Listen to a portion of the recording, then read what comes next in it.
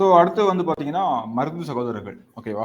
So இது வரப்ப வந்து யாரெல்லாம் ஒரு 4 முக்கியமான பெர்சனாலிட்டி பார்த்துருக்கோம் அப்படின்னு பார்த்தீங்கன்னா, புலித்தேவர், அதுக்கப்புறம் வந்து பார்த்தீங்கன்னா வேலு நாச்சியார், அதுக்கப்புறம் பார்த்தீங்கன்னா வீரபாண்டிய கட்டபொம்மன், அதுக்கு இடையில வந்து பார்த்தீங்கன்னா முதலா எதிர்த்தவர் அப்படின்னு சொல்லிட்டு அழகு முத்துக்கோன் அப்படின்ற ஒரு 4 பேரை பற்றி பார்த்துருக்கோம் அப்படிதானே? ஸோ மருது சகோதரர்கள் வந்து பார்த்தீங்கன்னா நமக்கு இப்போ இவங்களுடைய வேலு நாச்சியாருடைய வேலு நாச்சியார் கூட ஒரு முக்கியமான பலமா இருந்தவங்க. ஸோ அவங்கள பற்றி நம்ம வந்து இவ பார்க்கலாம். ஓகேவா? ஸோ நமக்கு வந்து இவங்க பார்க்கும்போது இவங்க ஃபர்ஸ்ட் யாரோட இருந்தாங்க? சிவகங்கையோட மன்னர் தான் நமக்கு வந்து முத்துவடுகநாதர் இல்லையா?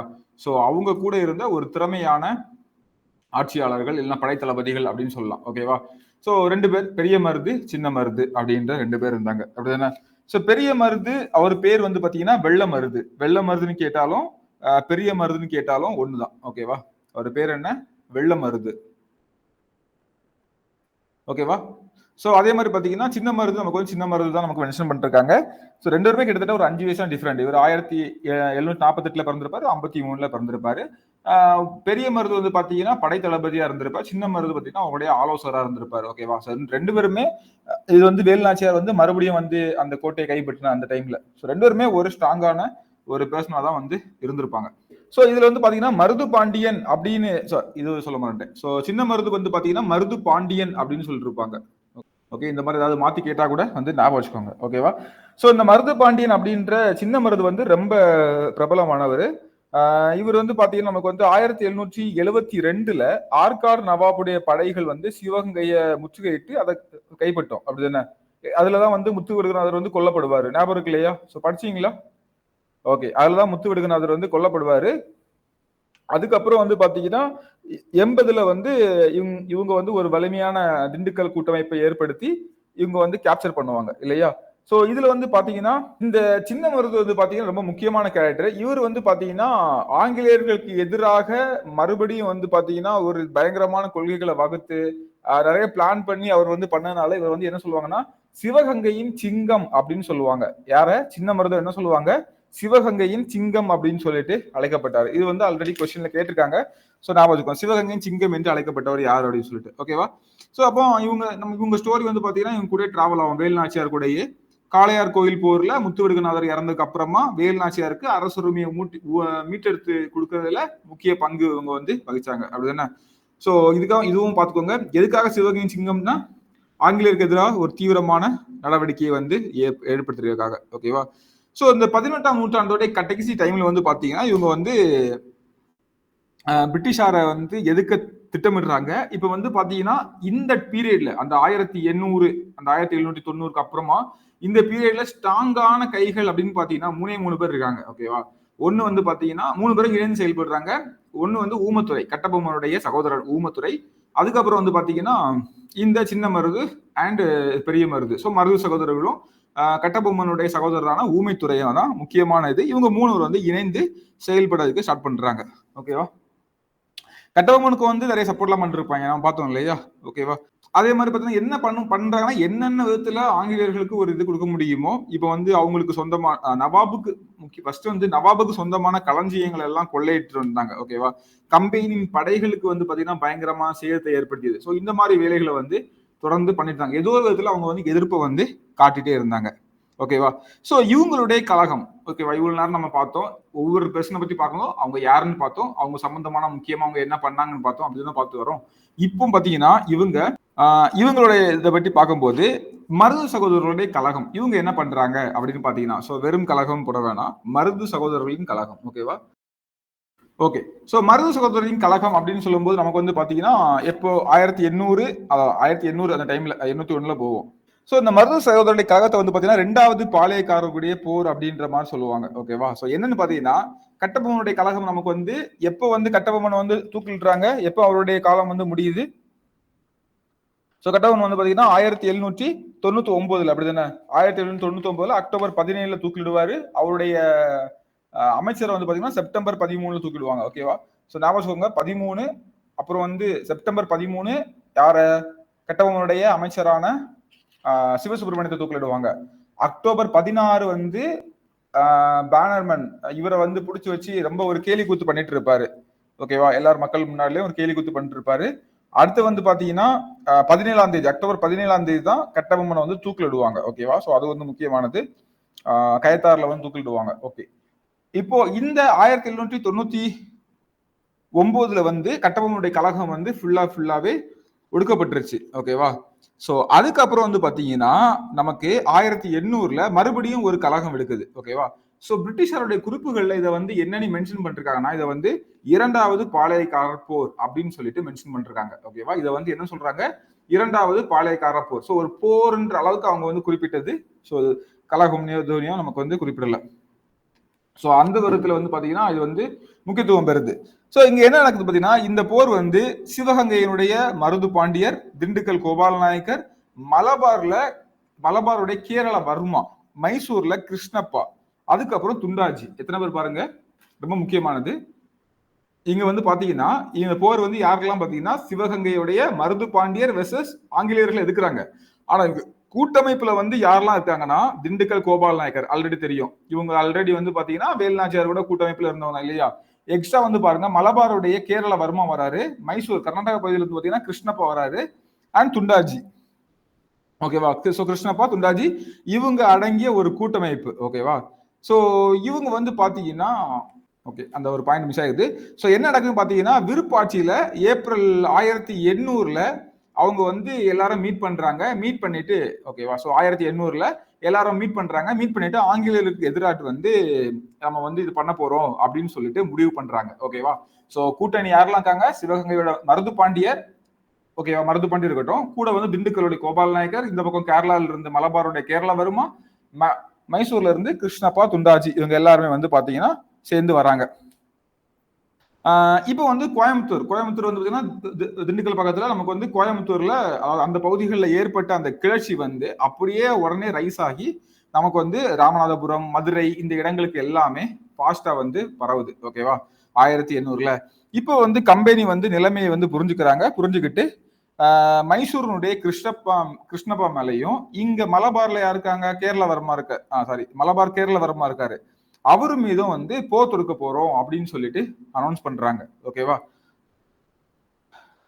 சோ இப்போ இங்க கோயம்புத்தூரா இருக்கட்டும், சத்தியமங்கலம், தாராபுரம் இந்த கொங்கு ரீஜியன்ல உள்ள முக்கியமான அந்த பாளையக்காரர்கள் எல்லாமே வந்து பாத்தீங்கன்னா இந்த கொங்கு ரீஜியன்ல உள்ள பாளையக்காரர்கள் யாரெல்லாம் சொல்றேன்.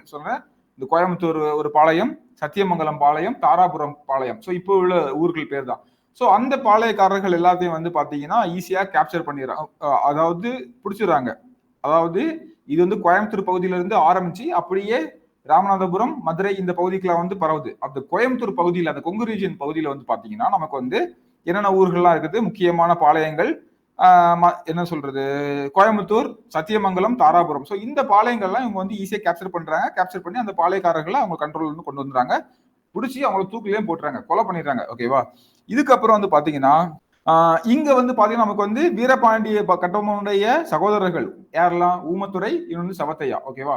இவங்க வந்து இந்த டைம்ல பாளையங்கோட்டை சிறையில இருந்து தப்பிச்சு போயிட்டு கமுதியில போய் பதுங்கியிருக்காங்க. ஓகேவா? பாளையங்கோட்டையில் தப்பிச்சு போய் கமுதின்றது ராமநாதபுரம் மாவட்டம் இப்போ இருக்குது. ஓகேவா? கமுதியில போய் வந்து தப்பிச்சிருக்காங்க. இதை அறிஞ்ச சின்ன மருது வந்து பாத்தீங்கன்னா அவருடைய தலைமையிடமான சிறுவயலுக்கு கூட்டு போறாரு. ஓகேவா? சோ இதுல இன்னொரு பாயிண்ட் உங்களுக்கு வருது, ரொம்ப முக்கியமான பாயிண்ட். இது வந்து கொஸ்டின் கேட்டிருந்தாங்க. சின்ன மருது தமது தலைமையிடமான, ஓகேவா, தலைமை இடமான சிறுவயலுக்கு அழைத்து சென்றார் அப்படின்ற ஒரு பாயிண்ட் வந்து நமக்கு வருது. ஓகேவா? சோ ரொம்ப முக்கியமான பாயிண்ட். ஏன் முக்கியம்னா ஆல்ரெடி கொஸ்டின் கேட்டிருக்காங்க, சின்ன மருதுவோட தலைமையிடம் எது அப்படின்னு சொல்லிட்டு. ஓகேவா? ஸ்கூல் புக்லயும் இப்படின்ற லைன்ல தான் வரும். ஸ்கூல் புக்ல வந்து பாத்தீங்கன்னா சின்ன மருது இது தலைமையிடம் வச்சு செயல்பட்டாரு அப்படிலாம் நமக்கு வந்து எங்கேயும் வராது. சோ இந்த ஒரு பாயிண்ட் தான், இதை வந்து நான் வச்சுக்கோங்க. ஓகேவா? அப்போ சின்ன மருது தன் தலைமையிடமான சிறுவயலுக்கு யார் கூட்டு போறாரு, நமக்கு பாளையங்கோட்டை ஜெயில இருந்து தப்பிச்சு போயிட்டு கமுதியில பதுங்கி இருந்த ஊமத்துறையும் சவத்தாயும் வந்து அவரு கூட்டிட்டு போறாரு. ஓகேவா? சோ அடுத்து வந்து பாத்தீங்கன்னா இந்த டைம்ல சேம் டைம்ல நமக்கு என்ன இன்னொரு விஷயம் நடக்குது.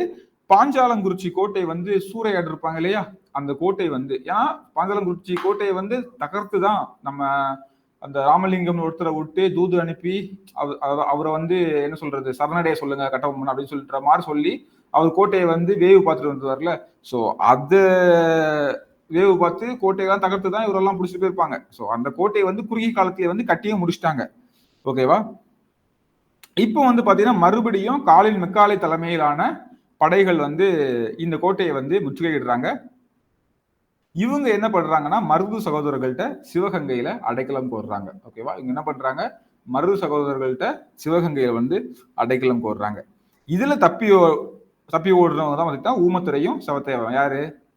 இந்த காலின் மெக்காலே இந்த கோட்டையை வந்து பாஞ்சாலங்கோட்டை கோட்டையை வந்து கட்டி முடிக்கிறாங்க. கட்டி முடிச்ச அதே கையோட காலின் மெக்காலே வந்து கோட்டையை மறுபடியும் முற்றுகை பண்றாரு. ஊமத்துரையும் செவத்தையாவும் தப்பி ஓடுறாங்க. ஓகேவா? இப்ப வந்து பாத்தீங்கன்னா இந்த 2 பேரையும் மட்டும் எங்கள்கிட்ட ஒப்படைச்சிருங்க அப்படின்னு சொல்லிட்டு மருது சகோதரர்கிட்ட வந்து வலியுறுத்துறாங்க. மருது சகோதரர்கள் சப்போர்ட் பண்ணிருப்பாங்களா? வாய்ப்பே இல்லை. மருது சகோதரர்கள் யாருக்கு சப்போர்ட்? அவங்க ஆல்ரெடி ஊமத்துரை செவத்தையா இவங்கள வந்து காப்பாத்துறாங்க இல்லையா? அவர் பாளையங்கோட்டை ஜெயில இருந்து தப்பிச்சிருந்த போது காப்பாத்துனது வாங்குறது இந்த மாதிரி வேலைகள் செஞ்சவங்க. ஸோ இவங்க எப்படி வந்து இதை பண்ணுவாங்க? பண்ண மாட்டாங்க. அப்படிதானே? ஸோ அப்படின்றப்ப இவங்க வந்து நோ அப்படின்னு சொல்லிடுவாங்க. இதுக்கப்புறம் வந்து பாத்தீங்கன்னா கர்னல் அக்னியூ, இந்த பேருக்கு ஞாபகம் வச்சுக்கோங்க. ஓகேவா? இது முக்கியமான பேரு. கர்னல் அக்னியூ, கர்னல் இன்னஸ், இவங்க 2 பேரும் வந்து பாத்தீங்கன்னா இந்த சிவகங்கையை நோக்கி படையெடுக்கிறாங்க. சிவகங்கையில யார் இருக்காங்க? மருது சகோதரர்கள். ஸோ அவங்கள நோக்கி வந்து படையெடுக்கிறாங்க. ஓகேவா? ஸோ இதுதான் வந்து பாத்தீங்கன்னா தென்னிந்திய கிளர்ச்சின்னு சொல்லக்கூடிய தென்னிந்திய கிளர்ச்சிக்கு வித்திடுகிறது. ஓகேவா? புரியுதா? இந்த மருது சகோதரர்ல இருந்து எப்படி தென்னிந்திய கிளர்ச்சி நோக்கி வருதுன்னு சொல்லிட்டு. ஓகே, ஸோ ஒன்ஸ் இதை வந்து ஷார்ட் அண்ட் ஸ்வீட்டாக வந்து ரிவைஸ் பண்ணிடுறேன். அப்போ உங்களுக்கு வந்து இன்னும் ஈஸியாக இருக்கும். ஒன்றும் இல்லை, நம்ம சின்ன மருது பெரிய மருது பற்றி பார்த்தாச்சு. ஓகேவா?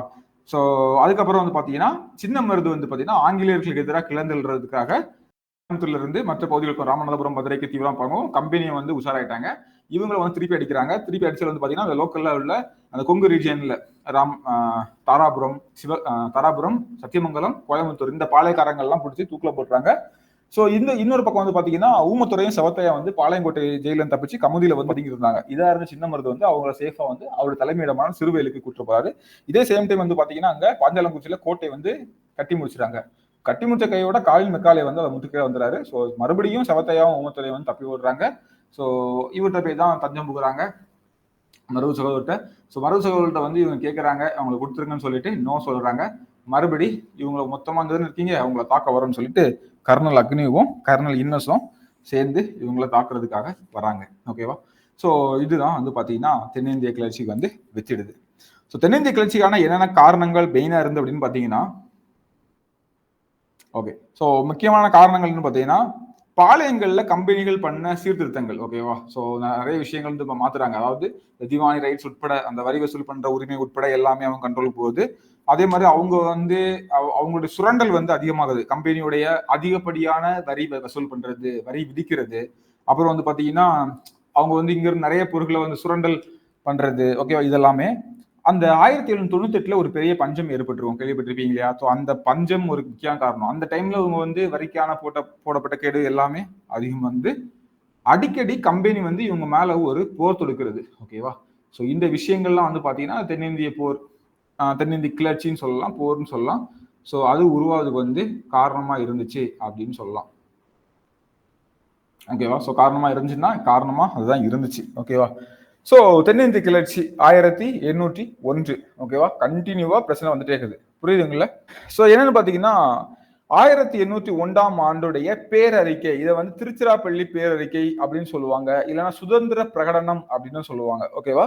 1801 ஆண்டு வெளியிடப்பட்ட அந்த பேரறிக்கை 1801 ஆண்டு பேரறிக்கைன்னு சொல்லலாம், திருச்சிராப்பள்ளி பேரறிக்கைன்னு சொல்லலாம், சுதந்திர பிரகடனம் அப்படின்னு சொல்லலாம். ஓகேவா? ஸோ என்ன சொல்றாங்கன்னா மருது சகோதரர்கள் வந்து நாட்டுடைய விடுதலை முன்னிட்டு, ஓகேவா, நாட்டோட விடுதலைன்னா இந்தியா நாட்டுடைய விடுதலை அப்படின்ற அந்த பாயிண்ட்க்குலாம் போகல. ஸோ அவங்க நாட்டோடைய மேபி வந்து சவுத் தமிழ்நாடா இருக்கலாம், இல்லைன்னா அவங்களோட சிவகங்கை. ஸோ இந்த இல்லைன்னா வந்து பாத்தீங்கன்னா குறிப்பிட்ட கீழே உள்ள நம்ம ஏரியா அவங்க ஃபீல் பண்ண இதா இருக்கலாம். ஓகேவா? அந்த நாட்டோடைய விடுதலையை முன்னிட்டு என்ன பண்றாங்கன்னா ஒரு திருச்சிராப்பள்ளி பிரகடனம் அப்படின்னு அழைக்கப்பட்ட சுதந்திர பிரகடனம் ஒன்றை வந்து வெளியிடுறாங்க. ஓகேவா? திருச்சிராப்பள்ளி பிரகடனம் என்று அழைக்கப்பட்ட சுதந்திர பிரகடனம் இதுதான் வந்து திருச்சிராப்பள்ளி பேரறிக்கை அப்படின்னு சொல்லிட்டு அழைக்கப்பட்டது. ஸோ இது வந்து என்ன சொல்றாங்கன்னா பிரிட்டிஷ்க்கு எதிராட்டு நாட்டினுடைய விடுதலைக்காக ஜாதி மத இணைய வேறுபாடுகளை கடந்து எல்லாரும் ஒன்று திறந்து வாங்க அப்படின்ற ஒரு அறைகூவலை வந்து விடுக்கிறாரு. ஓகேவா? ஜாதி மத இன வேறுபாடுகளை கடந்து நிற்பதற்கான ஒரு அறைகூவலை வந்து இவர் விடுக்கிறாரு. இதுதான் 1801. இதுதான் முத நாட்டை காக்கிறதுக்கு எல்லாரும் வாங்க அப்படின்னு வந்த முதல் குரல் இதுதான். ஓகேவா? நாட்டை காக்கிறதுக்கு முதலா எல்லாரும் வாங்க அப்படின்னு வந்த முதல் குரல் வரலாற்றுல வந்து இதுதான். ஓகேவா? சோ வந்து அதாவது என்ன சொல்ல வரேன்னா, இப்போ இதுவரை நடந்தது எல்லாமே இனியும் ஒரு இது வந்து நம்ம பார்க்க போறோம். அது எல்லாமே எப்படி இருக்கும்னா, ஒரு குறிப்பிட்ட மக்களுக்கு பிரச்சனை, அந்த மக்கள் கிளர்ந்து எழுந்திருப்பாங்க. ஓகேவா? இது வந்து பாத்தீங்கன்னா ஆங்கிலேயர்களால நம்ம ஏரியாவுக்கே பிரச்சனை, எல்லாரும் வாங்க ஒன்னிணைஞ்சு. ஓகேவா? இந்த இந்த கோத்துல இந்த இவங்க மட்டும் வாங்க அந்த மாதிரி இல்ல, எல்லாரும் வாங்க அப்படின்ற மாதிரியான ஒரு அறைகூவல் வந்து விடுக்கிறாங்க. ஓகேவா? சோ இந்த பேரறிக்கையில வந்து பாத்தீங்கன்னா இந்த திருச்சிராப்பள்ளி பேரறிக்கை இருக்கு இல்லையா, அதாவது இந்த சுதந்திர பிரகடனம், இது வந்து பாத்தீங்கன்னா திருச்சியில நவாபுடைய கோட்டை இருக்குது. அந்த கோட்டையுடைய சுவர்கள் எல்லாம் ஒட்டிக்கிறாங்க. அதே மாதிரி பாத்தீங்கன்னா ஸ்ரீரங்கம் கோயில், ஓகேவா, திருச்சியில வந்து ஸ்ரீரங்கம் கோயில்லையும் நவாபுடைய திருச்சி கோட்டையில வந்து ஒட்டி வைக்கிறாங்க. ஓகேவா? இங்க இருக்குது. ஓகேவா? பிரிட்டிஷாருக்கு எதிராக ஜாதி மண்டல ஜாதி சமய இன வேறுபாடுகளை கடந்து விடுக்கப்பட்ட முதல் அறைகூவல். அதே மாதிரி பார்த்தீங்கன்னா திருச்சி நவாப் கோட்டையிலையும் ஸ்ரீரங்க கோயில் சுற்றுச்சுவர்லையும் இந்த பேரறிக்கையை வந்து ஒட்டி வைக்கிறாங்க.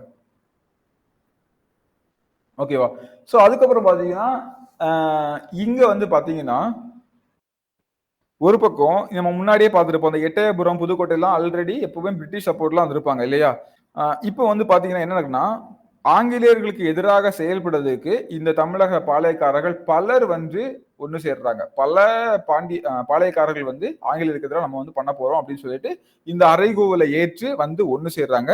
சின்ன மருது கிட்டத்தட்ட 20,000 ஆட்களை வந்து அவர் கூட வந்து சேர்த்துக்கிறாரு. ஓகேவா? இது வந்து சின்ன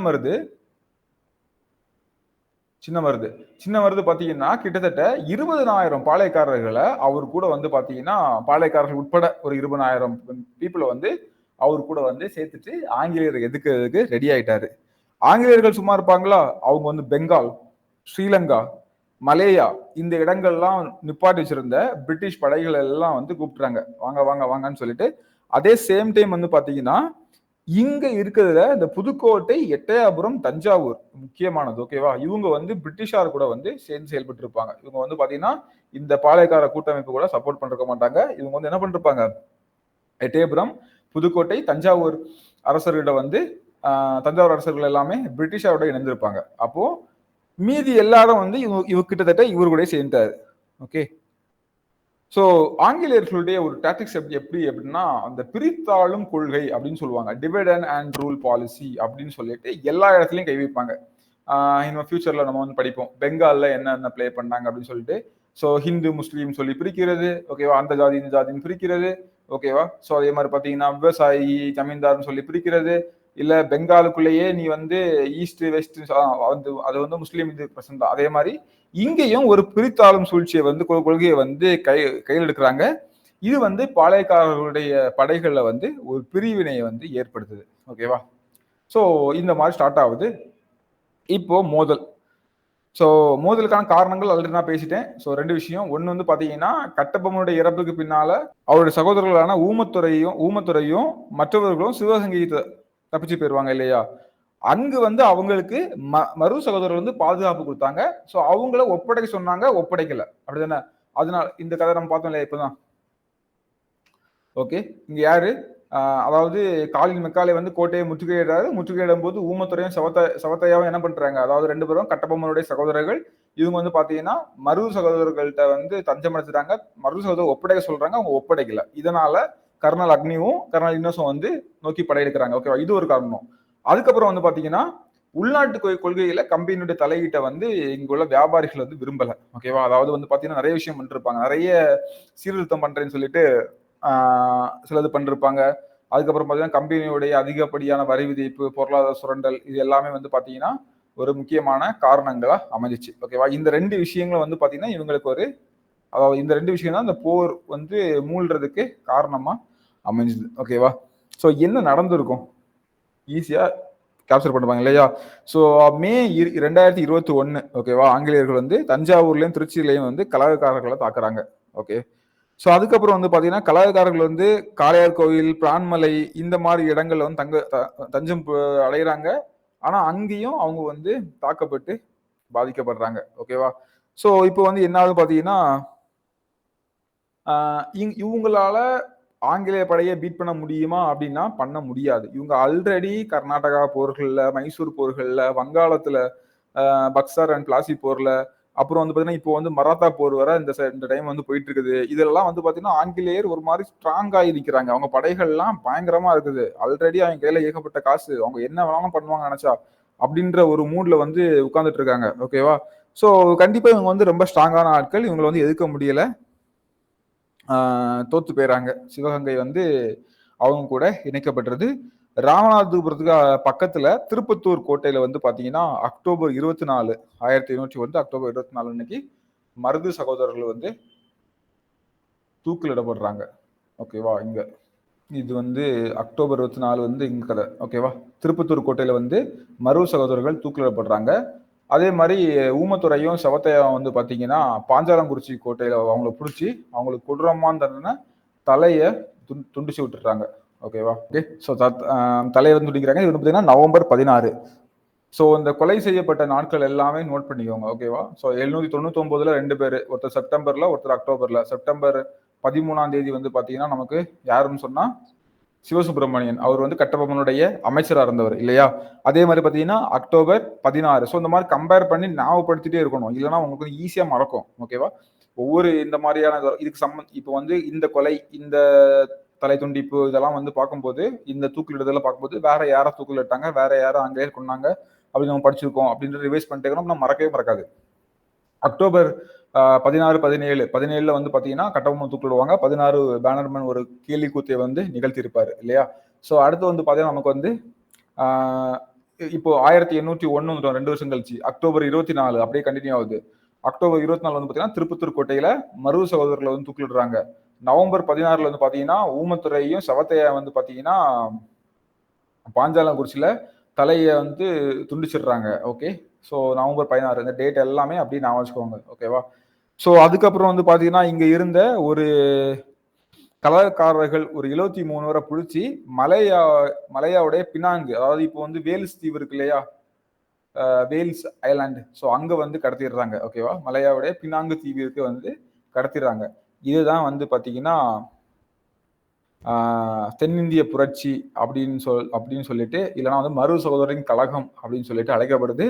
பாளையக்காரர்கள் வீழ்ச்சி அடைஞ்சிட்டாங்க அப்படின்னாலும் இப்போ வந்து பாத்தீங்கன்னா ஆங்கிலேயர்களுக்கு அடிபணிந்து அவங்க போயிருக்கலாம். மற்ற பாளையக்காரர்கள், மற்ற 2, 3 பாளையக்காரர்கள் மாதிரி அவங்க அடிபணிந்து போயிருக்கலாம். ஆனா என்னுடைய நிலத்துக்கும் என்னுடைய மக்களுக்கும் ஒரு பிரச்சனை. ஓகேவா? ஸோ வந்து எண்ட் ஆஃப் த டே அப்படிதான் போறாங்க. ஃபர்ஸ்ட் வந்து பாத்தீங்கன்னா அவங்களோட காப்பாத்திக்க போறாங்க. கண்டிப்பா ஃபர்ஸ்ட் தனக்கு தான். ஸோ இவங்கெல்லாம் வந்து பாத்தீங்கன்னா என்னதான் வந்து அந்த நாட்கள்ல ஒரு இதா இருந்தாலும் மக்கள் பணி முக்கியமாவே இருந்துச்சு. ஓகேவா? ஸோ இல்லைன்னா அவங்களுடைய பலம் வந்து குன்றி போயிரும்ன்ற ஒரு நிலைமை தான் இருந்துச்சு. ஸோ இப்போ என்ன ஆகுது பாத்தீங்கன்னா என்னதான் இவங்க வந்து தோத்து போனாலும் இவங்களோட தைரியம், இவங்களோட வீரம், அந்த படையை எதிர்த்து இவங்க பண்ண செயல், ஓகே, இது எல்லாமே வரலாற்றுல இன்னைக்கும் பேசப்படுதுன்னா சும்மா பேசப்படல. அவங்க எதிர்த்த அந்த தைரியம், வீரம் தான். ஓகேவா? கண்டிப்பா ஒரு அசம்ஷன் இருக்கும். என்னதான் வீரம் இருந்தாலும் அவங்கள போட்டு தள்ளிடலான்ற அளவுக்கு ஒரு வெறி இருந்தாலும் ஒரு கால்குலேட்டர் இது இருந்திருக்கும். அவங்கள்ட்ட இவ்வளவு டெக்னாலஜி, இவ்வளவு இதெல்லாம் வந்து இருந்திருக்கும். ஓகே, அவ்வளவு இதெல்லாம் நம்ம வந்து எதிர்த்து பண்ணிடலாமா அப்படின்ற ஒரு சின்ன ஐயப்பாடு வந்திருக்கும். இதுல வந்து சில பாளையக்காரர்கள்லாம் பின்வாங்கினாங்க. அதாவது அவங்க கூட சேர்ந்துக்கிட்டாங்க. ஓகேவா? ஆனா இவங்க வந்து எவ்வளவோ இது வந்ததுக்கு அப்புறமும் அதை எதிர்த்து வந்து நின்னாங்க. ஓகேவா? ஸோ அதனாலதான் இந்த பாளையக்காரர்களை பற்றி நம்ம வந்து விரிவா படிக்கிறோம். மற்ற பாளையக்காரர்லாம் வந்து பாத்தீங்கன்னா இப்போ வந்து எட்டயபுரம், புதுக்கோட்டை, தஞ்சாவூர்லாம் யாரையும் நமக்கு தெரியாது, தாவே இல்லை அப்படின்ற மாதிரி ஆகிருச்சு இல்லையா? ஸோ இவங்களுடைய இது வந்து போற்றப்படுகிற ஒரு விஷயம், வரலாற்றுல தனித்துவம் பெற்றதாகவும் காணப்படுது. ஓகேவா? ஸோ இதுவரை நீங்க பார்த்ததுல யாருமே அது வந்து ஆமா கிட்டத்தட்ட அப்படின்ற மாதிரி இருக்கும். ஆனா இந்த ஒரு ஃபோர்ஸ் வந்து எங்கேயுமே பார்த்துக்க முடியாது. நீங்க மராத்தா கூட நீங்க பார்த்தா கூட அவங்க வந்து அவங்க வந்து பாத்தீங்கன்னா இங்க மட்டும் தான் எல்லாருமே சப்போர்ட்டிவ் எதிராக போயிட்டு இருக்காங்க. அங்க அப்படி கிடையாது. ஒரு குரூப் வந்து எல்லாமே ஆங்கிலேயர்கள் ஈஸியா உள்ள வந்திருப்பாங்க. இப்போ மராத்தாஸ்லாம் நீங்க பார்க்கும்போது 2 குரூப் வாரிசு உரிமை சண்டை வரும். ஒருத்தன் வந்து ஆங்கிலேயர்ட்ட போய் எனக்கு நான் சால்பை உடன்படிக்கை போட்டு தரேன், எனக்கு இதெல்லாம் பண்ணுங்கன்னு சொல்லுவான். இன்னொருத்தனுக்கு ஸோ இந்த மாதிரி அகைன்ஸ்டா இப்படிதான் உள்ள வந்தாங்க. ஆனா இது வந்து பாத்தீங்கன்னா வேற விதமான ஒரு எதிர்ப்பு. ஓகேவா? அதனால இது வந்து வரலாற்றுல ஒரு தனித்துவமா காணப்படுது அப்படின்னு சொல்லலாம். ஓகேவா? ஸோ இதுக்கப்புறம் வந்து என்ன போடுறாங்க அப்படின்னு பாத்தீங்கன்னா கர்நாடக உடன்படிக்கை அப்படின்ற ஒண்ணு வந்து போடுறாங்க. ஓகேவா? என்ன போடுறாங்க? கர்நாடக உடன்படிக்கை அப்படின்னு ஒண்ணு போடுறாங்க. இப்போ அந்த கர்நாடக உடன்படிக்கையில என்ன பண்றாங்கன்னா 1799 டு 1801 ஓகேவா? கட்டபொம்மனுடைய கழகத்துல இருந்து இப்போ இந்த கழகம் வர இந்த 2வது பாளையக்கார போர்னு சொல்லக்கூடிய இந்த கழகம் வர பாளையக்காரர்களுடைய கழகம் வந்து இந்த இதுவரை நடந்ததுடைய இது வந்து பாளையக்காரர்களுடைய கழகம் வந்து அடக்கப்பட்டுச்சு, கண்ட்ரோல் பண்ணிட்டாங்க இல்லையா? இதோடைய விளைவு வந்து தமிழகத்துல இருந்து அனைத்து உள்ளூர் குடித்தலை எண்ணங்களை நீர்த்து போக செஞ்சிருச்சு. ஓகேவா? எல்லாத்துக்கும் கொஞ்சம் வந்து லோ ஆயிடுச்சு மென்டலி. ஓகே, ஜூலை 31 ஏற்பட்ட இந்த கர்நாடக உடன்படிக்கை விதிகளின்படி என்ன சொல்றாங்கன்னா பிரிட்டிஷார் நேரடியாக தமிழகத்தின் மீது தங்களுடைய கட்டுப்பாட்டை ஏற்படுத்தியோடு மட்டுமல்லாம இன்னொரு விஷயம் என்னது, பாளையக்காரர் முறையும் முடிவுக்கு வந்தது. அவங்களுடைய கோட்டைகள்லாம் எல்லாத்தையும் இடிச்சுட்டு இனிமே வந்து அவர்களுடைய படைகளும் கலைக்கப்பட்டு இனி பாளையக்கார சிஸ்டமே கிடையாதா. இதேதான் வந்து நம்ம மராத்தாஸ்லயும் வந்து பண்ணிருப்பாங்க. மராத்தாஸ்ல இனிமேதான் போற முடியும், தெரியும் இல்லையா? நம்ம முன்னாடியே பார்த்துட்டோம். அங்க மராத்தாஸ்லயும் என்ன வந்து பேஷ்வா முறை எல்லாம் ஒழிச்சிட்டு இதெல்லாம் கிடையாது, நாங்க தான் உனக்கு இந்தா 2ஆம் பாஜிராவுக்கு இந்தா நீ வந்து ஓய்வூதியம் வச்சுக்கோ, நீ போய் ரெஸ்ட் எடு, உனக்கு ஆண்டுக்கு இவ்வளோ தரோம், நீ நாங்க பார்த்துக்கிறோம் அப்படின்ற மாதிரி உள்ள வந்துருவாங்க. ஸோ இங்கேயே சொல்றாங்க அவருடைய கோட்டைகள்லாம் இடிக்கப்பட்டு படைகள்லாம் கலைக்கப்பட்டு பாளையக்கார முறையும் முடிவுக்கு கொண்டு வந்துடுறாங்க. ஸோ இதான் வந்து பார்த்தீங்கன்னா இப்படியாட்டு இந்த கர்நாடக உடன்படிக்கை மூலமா இந்த தென்னிந்திய கிளர்ச்சி வந்து முடிவுக்கு வருகிறது. ஓகே, ஸோ அடுத்த ஒரு முக்கியமான ஆளை பற்றி பார்க்க போறோம். அவர் யாருன்னு பார்த்தீங்கன்னா தீரன் சின்னமலை. ஓகே, தீரன் சின்னமலை இந்த பேரை வந்து நிறைய பேர் கேள்விப்பட்டிருக்கிறதுக்கான அதிகமான வாய்ப்புகள் இருக்குது இல்லையா? ஓகே, ஸோ யார் இவர் என்ன அப்படின்றத நம்ம வந்து பார்க்கலாம். ஸோ தீரன் சின்னமலை 1756 இருந்து 808 வரை அப்படின்னு கொடுத்துருக்கோம். ஓகே சார், 805 வரை அப்படின்னு சொல்லி கொடுத்துருக்கோம். ஏன்னா ஸோ இதோட உண்மையான பேர் அப்படின்னு பார்த்தீங்கன்னா தீர்த்தகிரி. ஓகேவா? தீர்த்தகிரி அப்படின்ற பேர் தான் பழைய கோட்டை மன்றாடியார் அப்படின்ற பட்டம் பெற்ற ஒரு மதிப்பு மிகு குடும்பத்துல பிறந்தவர் தான் இந்த தீரன் சின்னமலை அப்படின்ட்டு. இந்த பேர் வர்றதே ஒரு இன்ட்ரெஸ்டிங்கான ஃபேக்டர். ஓகேவா? ஸோ நான் சொல்றேன், ரொம்ப இன்ட்ரெஸ்டிங். இப்படிதான் தீரன் சின்னமலை என்ற பேர் வந்தா அப்படின்னு சொல்லிட்டு. ஸோ அப்போ அவரோட உண்மையான பேர் என்ன பார்த்தீங்கன்னா தீரன் சின்னமலை. இவர் வந்து கொங்கு நாட்டு பாளையக்காரர். ஸோ கொங்கு ரீஜன்ல இருந்தவர். பிரெஞ்சு வாலும் திப்புவாலும், பிரெஞ்சுவும் திப்புவும் க்ளோஸ் இல்லையா? ஸோ அவங்களால பயிற்சி அளிக்கப்பட்ட பாளையக்காரர்ல ஒருவர். இவர் ரொம்ப ஸ்ட்ராங்கான ஆளு. ஓகேவா? ஸோ இவர் வந்து பார்த்தீங்கன்னா ஒரு மதிப்பு மிக்க செல்வாக்கு மிக்க ஒரு குடும்பத்துல வந்து பிறந்தவர். இவர் வந்து பாத்தீங்கன்னா சிலம்பு, வில்வித்த, குதிரை ஏற்றம் இது மட்டும் இல்லாம நவீன போர் முறைகள்லாம் கற்றிருந்தவர். யாரால பிராக்டிஸ் கொடுக்கப்பட்டவர்? பிரெஞ்சு மற்றும் திப்புவால வந்து பிராக்டிஸ் கொடுக்கப்பட்டவர். ஓகேவா? இந்த டைம்ல அந்த கொங்கு ரீஜியன் சொல்லக்கூடிய சேலம், கோயம்புத்தூர், வேற என்ன கரூர், திண்டுக்கல்லுடைய சில பகுதிகள் எல்லாமே வந்து பாத்தீங்கன்னா கொங்கு நாடு வந்து மதுரை நாயக்கருடைய அரசுடைய ஒரு பகுதியா வந்து இருந்துச்சு. ஓகேவா? இதை வந்து மைசூர்ல உள்ள உடைய டைனஸ்டி. ஓகேவா? உடைய டைனஸ்டி போனதுக்கு அப்புறம் தான் யார் வருவாங்க நமக்கு? விஜயநகரா, அடுத்து உடைய டைனஸ்டி, அடுத்து வந்து இந்த திப்பு சுல்தான் வந்து கையில எடுத்து பண்ணுவார் இல்லையா? ஸோ இதே கதை தான் வந்து பாத்தீங்கன்னா இங்கேயும் இங்க வந்து என்னன்னா இந்த உடைய டைனஸ்டி எங்க படிச்சோம் இல்லையா? ஞாபகம் இருக்கலாங்க, கனெக்ட் பண்ணிக்க முடியுது இல்லையா? ஓகே, ஸோ தயவு செய்து படிக்காதவங்க, அதாவது முந்தின கிளாஸ் பார்க்காதவங்க பார்த்துட்டு வந்து இதை பாருங்க. உங்களுக்கு வந்து நிறைய புரிதல்கள் வரும். அதை கிளாஸ் பார்த்து நோட்ஸ் எடுத்து ஒன்ஸ் ரீட் பண்ணிட்டு வாங்க, சூப்பரா கனெக்ட் பண்ணிக்கலாம். ரொம்ப இன்ட்ரெஸ்டிங்கான பார்ட். ஓகேவா? ஸோ இந்த மைசூர் உடையார்கள் வந்து பாத்தீங்கன்னா இந்த பகுதிகளை, இந்த கொங்கு ரீஜன் பகுதிகளை வந்து கைப்பற்றி தங்களுடைய கண்ட்ரோலுக்கு வந்து கொண்டு வந்திருப்பாங்க. ஓகேவா? ஸோ உடையார்களுடைய வீழ்ச்சிக்கு பிறகு இந்த பகுதிகளெல்லாம் இப்போ வந்து யாருடைய கண்ட்ரோல் வந்துச்சு? மைசூர் பகுதியில் வந்துச்சு. ஸோ மைசூரை ஆட்சி பண்ண ஹைதர் அலி, திப்பு சுல்தானுடைய கண்ட்ரோல் வந்துருச்சு. ஓகேவா? ஸோ அவங்க வந்து லேட்டரா நமக்கு வந்து 3ஆம் 4ஆம் கர்நாடக போர்லாம், சாரி 3ஆம் 4ஆம் மைசூர் போர்லாம் நடக்கும் இல்லையா? அந்த டைம்ல என்ன நடந்திருக்கும்? இந்த பகுதிகள்லாம் யார்கிட்ட போயிருக்கும்? ஆங்கிலேயர்கள்ட்ட போயிருக்கும். கனெக்ட் பண்ணிக்க முடியுதா? ஓகேவா? ஸோ இந்த பகுதியெல்லாம் வந்து பாத்தீங்கன்னா ஆங்கிலேயர் வசமா வந்து போயிருக்கும். இப்போ ஆங்கிலேயர் வசமா போகும்போது இங்க ஆல்ரெடி இந்த ரீஜியன்ல, கொங்கு ரீஜியன்ல ஒரு பாளையக்காரர் உட்கார்ந்துட்டு இருக்காரு. அவர் தான் வந்து பாத்தீங்கன்னா தீர்த்தகிரி இல்ல தீரன் சின்னமலை அப்படின்னு இருக்காரு.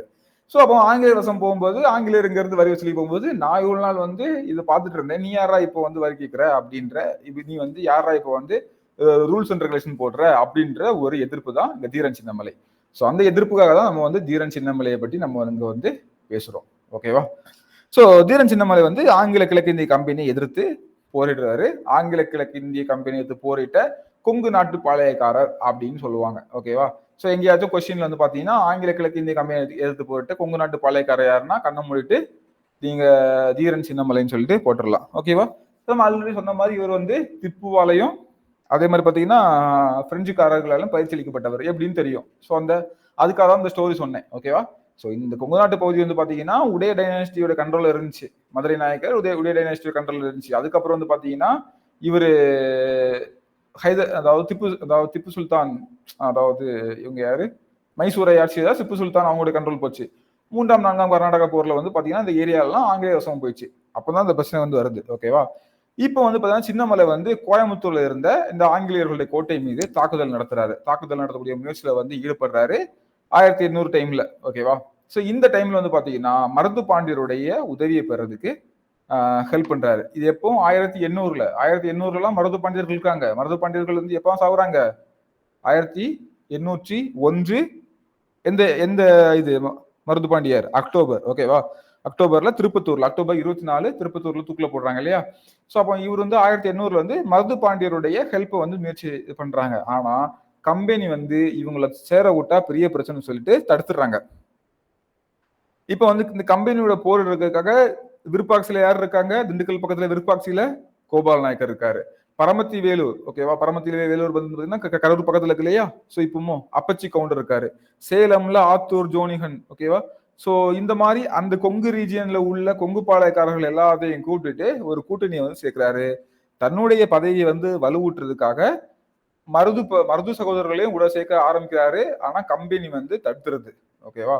ஸோ தடுத்தனால இவங்க போட்ட பிளான் வந்து எதுவுமே பலிக்கல. இதனால என்ன பண்றாரு, ஒரு நாள் முன்னதாவே பிளான் போட்டதுக்கு இன்னைக்கு தாக்கலான்னு பிளான் போட்டதை நாளைக்கு நம்ம தாக்குறோம் அப்படின்னு பிளான் போட்டதை இன்னைக்கே ஒரு நாள் முன்னதாவே அந்த கோட்டையை வந்து தாக்குறாரு. இவர் வந்து பாத்தீங்கன்னா கொரில்லா போர் முறையை வந்து கையாண்டிருப்பாரு. ஸோ இவர் வந்து பாத்தீங்கன்னா என்ன போர் முறை? கொரில்லா போர் முறையை வந்து கையாண்டிருப்பாரு. இதுல இப்ப என்ன நடக்குது அப்படின்னு பார்க்கலாம். புரிஞ்சு இல்லையா? ஸ்டோரி புரியுது இல்லையா? ஃபாலோ பண்ண முடியுது இல்லையா? ஓகே. ஓகே. ஸோ இந்த சில முக்கியமான போர்களுக்கு அப்புறம் வருவோம். இவர் வந்து பாத்தீங்கன்னா பிடிபடாமல் இருக்கிறதுக்காக கொரில்லா போர் முறையை தான் வந்து கையாளுவாரு. கொரில்லா போர் முறை என்னன்னா கிட்டத்தட்ட ஒளிஞ்சிருந்து தாக்குறது அப்படின்றது மாதிரியான ஒரு போர் முறை தான். ஓகேவா? ஸோ இவர் வந்து எல்லாத்துலயும் குதிரை ஏற்றம், வாள் வீச்சு, வில்வித்தை எல்லாத்துலயும் வந்து வெல் வெஸ்ட் தான். ஆனா இந்த போர் வந்து பாத்தீங்கன்னா இன்னும் கொஞ்சம் நமக்கு வந்து ஈஸியான வருது. ஓகேவா? ஸோ இவருடைய காலங்கள் நடந்த முக்கியமான 3 போர்கள் வந்து ஒன்னு காவிரி கரையில நடைபெற்ற போர் 1801ல, 1802ல வந்து பாத்தீங்கன்னா ஓடா நிலையில நடந்த போர். அந்த காரணம் பேர் காரணம் என்னன்னு பின்னாடி சொல்றேன். ஓடா நிலை அப்படின்றது 1804ல அரச்சலூர்ல நடந்த போர். ஓகேவா? காவிரிக்கரை, ஓடாநிலை, அரச்சலூர். ஓகேவா? சோ இந்த 3 போர்களை வந்து நமக்கு வந்து இவருடைய காலத்துல நடந்த முக்கியமான போர்கள். சோ இவர் வந்து பாத்தீங்கன்னா அவருடைய இறுதி போர் 1805ல வந்து நடைபெற்றிருக்கும். இந்த போர்ல வந்து சின்னமலை வந்து அவருடைய சமையல்காரர் ஒருத்தரா வந்து துரோகம் இழைக்கப்பட்டிருப்பாரு. ஓகேவா? சமையல்காரர் ஒருத்தரால துரோகம் இழைக்கப்பட்டிருப்பாரு. லாஸ்டா தீரன் சின்னமலைய சங்ககிரி கோட்டையில ஜூலை 31ஆம் தேதி 1805. ஓகே. சோ முக்கியமானது எல்லாமே முக்கியமானது. 1805 ஜூலை 31 சங்ககிரி கோட்டை. சங்ககிரி கோட்டையில வந்து தூக்கில விட்டுருப்பாங்க. ஓகேவா? இது அவர் மேற்கொண்ட கடைசி போர். அவங்க கூட இருந்தவரே கூலி படிச்சிருப்பாரு. சமையல்காரரா துரோகம். ஓகேவா? இவர் வேற என்னெல்லாம் பண்ணிருக்காரு பார்த்தா அந்த கொங்கு பகுதியில எல்லாத்தையும் இவர் தான் ஹேண்டில் பண்ண ஒரு பாளையக்காரர் எல்லாம் பண்ணுவாரு. அங்க ஒரு சட்ட ஒழுங்கு கிட்டத்தட்ட ஒரு ஐஏஎஸ், ஐபிஎஸ், ஐஆர்எஸ் எல்லாம் சேர்ந்த மாதிரி செயல்பட்டு இருப்பாங்க. சோ அந்த மாதிரி தான் இருந்தாரு. ஓகேவா? நிறைய விஷயங்கள் பண்ணிருப்பாரு. சோ இப்போ வந்து பாத்தீங்கன்னா இது வந்து மைசூர் சுல்தானுடைய கண்ட்ரோல்லாம் இருந்திருக்கும். இப்போ திப்புவனுடைய திவான் வந்து முகமது அலி அவரால் தான் இந்த ஏரியால வந்து வரி வசூல் பண்ணப்பட்டிருந்துச்சு. ஒரு முறை அந்த திப்புவுடைய திவான் முகமது அலி வந்து வரி பணத்தோட திரும்பிட்டு இருப்பாரு. மைசூருக்கு போயிட்டு இருப்பாரு. இங்க இருந்து வரி வசூல் பண்ணிட்டு மைசூருக்கு போயிட்டு இருப்பாரு. அப்போ அங்க இந்த தீர்த்தகிரி, ஓகேவா? அவருடைய பேர் தீர்த்தகிரி தான். தீரன் சின்னமலைன்னு பேர் வந்த காரணம் சொல்றேன். தீர்த்தகிரி வந்து என்ன பண்றாரு? அதாவது தீரன் சின்னமலை வந்து என்ன சொல்றாரு? சோ தீரன் சின்னமலை இப்ப சொல்லுவானா தீர்த்தகிரின்னு வச்சுப்போம். ஓகேவா? அப்போ புரியும். தீர்த்தகிரி வந்து அந்த முகமது அலியை வந்து வழிமறிச்சு இரு மொத்த வழி மொத்த பணத்தையும் அவர்கிட்ட வந்து பிடுங்கிடுறாரு. ஓகேவா? முகமது அலிகிட்ட சொல்றாரு, போய் சொல்லு சிவமலைக்கும் சென்னிமலைக்கும் இடையே இருந்த அந்த சின்ன மலை தான் மொத்த வரி பணத்தையும் பிடுங்கிட்டான் அப்படின்னு போய் சொல்லுன்னு சுல்தான்கிட்ட போய் சொல்லு, மைசூர் சுல்தான்கிட்ட போய் சொல்லு அப்படின்னு சொல்லிட்டு இவர் சொல்றாரு. மைசூர் சுல்தான் யாரு அப்போ? திப்பு. திப்பு சுல்தான் இருக்காரு. திப்பு சுல்தான்கிட்ட போய் சொல்லு அப்படின்ற மாதிரி சொல்றாரு. ஓகேவா? ஸோ அதுக்கப்புறம் தான் இவருடைய பேர் வந்து பாத்தீங்கன்னா தீரன் சின்னமலை அப்படின்ற பேர் வந்து இவருக்கு வந்துச்சு. ஓகேவா? என்ன சொல்றாரு முகமது அலிட்ட? முகமது அலி யாரு? திப்புவுடைய திவான். இங்க கொடுத்துருக்கேன். ஓகேவா? ஸோ திப்புவுடைய திவான் முகமது அலியால் வந்து வரி வசூலிக்கப்படுது. இந்த வரி வசூலிக்கப்பட்டது வந்து பார்த்தீங்கன்னா ஒரு முறை திவான் வந்து வசூலிக்கப்பட்ட வரி பணத்தோட திரும்பி போறாரு. திரும்பி போகும்போது சின்னமலைன்றது தீர்த்தகிரி. தீரன் சின்னமலையோட உண்மையான பேர் என்னது? தீர்த்தகிரி. தீர்த்தகிரி இந்த சின்னமலையை வழிமறித்து வரி பணம் முழுவதையும் பறிச்சுக்கிறாரு. பறிச்சுட்டு என்ன சொல்றாரு? சிவமலைக்கும் சென்னிமலைக்கும் இடையே இருந்த இந்த சின்னமலை தான் வரி பணத்தை வந்து ஃபுல்லா புடுங்கிட்டான்னு போயிட்டு சுல்தான்கிட்ட போய் சொல்லு அப்படின்னு சொல்லிட்டு சொல்றாரு. அதுக்கப்புறம் தான் இவர் வந்து என்ன அழைக்கப்படுறாரு? தீரன் சின்னமலை அப்படின்னு சொல்லிட்டு அழைக்கப்பட்டார். ஓகேவா? ஸோ இதுல பெரும் அவமதிப்புக்குள்ளான திவான் என்ன பண்ணுவாரு? சின்னமலைய நொய்யல் ஆற்றங்கரையில வச்சு தாக்குவாரு. ஓகே, ஸோ படை அனுப்புறாரு. நொய்யல் ஆற்றங்கரையில ஒரு சண்டை நடக்குது. அதுல சின்னமலை தான் வெற்றி பெறாரு. ஓகேவா? ஸோ அதுல வந்து என்ன என்ன நடக்குது பார்த்தீங்கன்னா சின்னமலை தான் வெற்றி பெறாரு. திப்புனுடைய இறப்புக்கு அப்புறம் ஒரு கோட்டையை எழுப்பி திப்பு இறந்ததுக்கு அப்புறம் திப்பு வந்து அந்த போர்ல கொல்லப்படுறாரு இல்லையா? ஸோ அதுக்கப்புறம் அவருடைய பையன் எல்லாம் பிடிச்சிட்டு வேலூர் ஜெயிலில் போடுறாங்க இல்லையா? கதை பார்த்தோம் இல்லையா? 4வது மைசூர் போர். Yes, okay. ஸோ கோட்டையை எழுப்பி தீரன் சின்னமலை அந்த இடத்த விட்டு வெளியேறாம ஆங்கிலேயரை எதிர்த்து அங்கேயே நின்று போராடினாரு. அதுதான் வந்து பாத்தீங்கன்னா ஓடா நிலை அப்படின்னு சொல்றாங்க. ஓகேவா? அதான் 1802. இது வந்து ஓடா நிலை அப்படின்ற பேர் வரக்கான காரணம். ஸோ 2 பேர் காரணம் பார்த்தோம். அவருடைய இறப்பு வரை பார்த்தோம். அதுக்கப்புறம் 2 பேர் காரணம். ஒன்னும் தீரன் சின்னமலை ஏன் வந்துச்சுன்னு, ஓடா நிலை ஏன் வந்துச்சுன்னு. ஸோ ஓடா நிலை அப்படின்றது திப்புனுடைய இறப்புக்கு அப்புறமா அங்கேயே ஒரு கோட்டை எழுப்பி தீரன் சின்னமலை வந்து பாத்தீங்கன்னா அந்த இடத்தை விட்டு அந்த அந்த இடத்த விட்டு வெளியே வராம ஆங்கிலேயரை வந்து எதிர்த்து போராடுறாரு. ஓகேவா? ஸோ அங்கேயே நின்று போராடினால்தான் அது வந்து ஓடாமலை. ஓகேவா? புரிஞ்சா? ஸோ இதான் வந்து பாத்தீங்கன்னா தீரன் சின்னமலையோடைய ஒரு ஷார்ட் அண்ட் ஸ்வீட் ஸ்டோரி. நல்லா இருந்துச்சுல்ல? இன்ட்ரெஸ்டிங்கா இருந்துச்சுல்ல? Okay okay. ஸோ இதோட வந்து பாத்தீங்கன்னா நமக்கு வந்து இந்த பாளையக்காரர்கள் அப்படின்ற லிஸ்ட் முடியுது. அடுத்தது வந்து கண்டினியூ ஆகும். நான் வழக்கமா சொன்ன மாதிரி இப்ப நீங்க எத்தனை பேர் எழுதணும்? ஒரு A4 ஷீட் எடுத்துக்கிறீங்க. உங்களுக்கு தேவைப்பட்டா பாளையக்காரர்கள்னு ஹெட்டிங் போடுறீங்க. அந்த பாளையக்காரர்களை பற்றி பாளையக்காரனா யாரு, தெற்கு பாளையம், சாரி மேற்கு பாளையம், கிழக்கு பாளையம் என்ன அப்படின்றலாம் அங்க வந்து ஒரு ட்ரீ வந்து ஃபார்ம் பண்ணிக்கிறீங்க. அடுத்தது ஒவ்வொரு பாளையக்கார அழகுமுத்துக்கோன், புலித்தேவர், வேலு நாச்சியார், கட்டபொம்மன், மருது சகோதரர்கள். ஓகேவா? கூடவே வந்து இந்த கட்டபொம்மன் வரும்போதும் ஊமத்துறை, சவத்தையா. ஓகே, அதுக்கப்புறம் யாரு? இந்த தீரன் சின்னமலை. தீரன் சின்னமலைக்கு முன்னாடி டைம் லைன்ல வந்து தென்னிந்திய புரட்சி, சாரி என்னது தென்னிந்திய கிளர்ச்சி, புரட்சி இல்லை தென்னிந்திய கிளர்ச்சி இல்லையா? ஸோ இது எல்லாத்தையும் வந்து லைனாக போட்டுட்டு இந்த பக்கம் வந்து ட்ரீ வரைவீங்க. எக்ஸ்ட்ரா பாயிண்ட்ஸ் எல்லாம் இதில் ஆட் பண்ணி டிஃப்ரெண்ட் கலரில் வந்து எழுதி வச்சுக்கோங்க. இவங்க தூக்கிலிடப்பட்ட நாள், இடம் எல்லாத்தையும் ஒரு இதில் வந்து எழுதி வச்சுக்கோங்க. உங்களுக்கு எப்படி வசதியோ அப்படி ஷார்ட் அண்ட் ஸ்வீட்டாக எழுதி வச்சுக்கோங்க. ஒரு A4 ஷீட்டில் இவ்வளோத்தையும் கொண்டு வந்துடணும். ஓகேவா? ஸோ உங்களுக்கு புரிஞ்சா போதும், ஆனால் உங்களுக்கு புரியணும். ஓகேவா? அந்த மாதிரி எழுதிக்கோங்க. எக்ஸ்ட்ரா ஒரு பேப்பரோட இந்த பக்கம் ஒரு 3 போட்டேன், அடுத்த பக்கம் இன்னொரு 3 போட்டேன் கூட பரவாயில்ல. இல்லை சார் எனக்கு ஒரே பக்கம் தான் நல்லா இருக்கும் அப்படின்னு இருந்தால் கூட பரவாயில்ல. ஓகேவா? ஸோ ஷார்ட்டாக கொண்டு வந்துடணும். அந்த மாதிரி நீங்கள் வந்து நோட்ஸ் எடுத்துக்கோங்க. ஒரு மைண்ட் மேப் பக்காவாக வந்து ரெடி பண்ணிக்கோங்க. அஸ்பர் உங்களை பொறுத்தது. எனக்கு வந்து ஓடா நிலையெல்லாம் இன்னும் வந்து மறக்காது சார், அதெல்லாம் நான் வந்து பேப்பரில் கொண்டே வர மாட்டேன். எனக்கு மறந்து போனால் திப்பு வந்து எந்த இடத்துல எந்த நாள் வந்து தூக்குல போட்டாங்கன்றது மறந்து போயிடும். வேற திப்பு பண்ண எதுவுமே மறக்காது. முந்தி போனா அந்த 3 போர் வேணா நோட் பண்ணிக்கிறேன். 1801 காவிரி கரை போரு, 1802 ஓடாநிலை போரு, 1804 அரசலூர் போரு. இது தவிர எனக்கு திப்புவோட விஷயங்கள் எல்லாமே ஞாபகம் சார். அது என்ன ஈஸியான கதை தானே அப்படின்ற மாதிரி உங்களுக்கு ஞாபகம் இருந்தா அது மட்டும் போதும். ஓகேவா? ஸோ அது மட்டும் தான் இருக்கவும் செய்யணும். உட்காந்து திப்புவோட ஃபுல் ஸ்டோரி எல்லாம் எழுதிட்டு இருக்க கூடாது. ஸோ அந்த மாதிரி ஒரு இதை வந்து நீங்கள் ஃபாலோ பண்ணி பார்த்துக்கோங்க. ஓகேவா? ஸோ புரிஞ்சுங்க இல்லையா? ஓகே, ஷார்ட் நோட்ஸ் ரொம்ப முக்கியம், ரொம்ப ரொம்ப முக்கியம். ஓகே, அதுவும் ஹிஸ்ட்ரிக்கெலாம் சூப்பராக ஷார்ட் நோட்ஸ் எடுத்துக்கலாம். ஸோ எடுத்து வச்சுட்டு படிச்சுட்டு ப்ரீவியஸ் கொஸ்டினையும் பார்த்துட்டு டெஸ்ட்டை போட்டு பாருங்க, அவ்வளோதான். ஓகே, அசால்ட்டாக இதில் வந்து ஸ்கோர் பண்ணிட்டு போயிட்டே இருக்கலாம். Easy and interesting one to follow. Okay, so அடுத்து வந்து பார்த்தீங்கன்னா வேலூர் புரட்சி. ஸோ அடுத்து வேலூர் புரட்சி, அப்புறம் வந்து பார்த்தீங்கன்னா 1857 பெருங்கிளர்ச்சி, பெருங்கழகம், முதல் இந்திய சுதந்திர போர் எப்படின்னு சொல்லலாம். ஸோ அதுக்கப்புறம் வந்து பார்த்தீங்கன்னா ஃபைனலாக நமக்கு இவங்களுடைய எதிர்ப்புகள் பார்க்கும்போது விவசாயிகள் மற்றும் பழங்குடியினரோட எதிர்ப்புகள். அதோட நம்ம வந்து இந்த ஃபர்ஸ்ட் பார்ட் ஆங்கிலேயருக்கு எதிரான எதிர்ப்புகள் அப்படின்ற கிளர்ச்சிகள் அப்படின்ற டாபிக் வந்து முடியும். ஸோ புரிஞ்சு இல்லையா? ஸ்டோரி இன்ட்ரெஸ்டிங்காக தானே போயிட்டு இருக்குது, நல்லா தானே போயிட்டு இருக்குது. ஸோ என்ன ஃபேக்சுவல் பாயிண்டாக ஞாபகம் வைக்கணும், என்ன ஸ்டோரி ஞாபகம் வைக்கணும், எப்படி நமக்கு வந்து அதை புரிஞ்சுக்கணுன்ற ஒரு ஐடியாவும் இருக்கு இல்லையா? ஸோ புரியாதவங்க மறுபடியும் இந்த வீடியோஸை வந்து பாருங்கள்.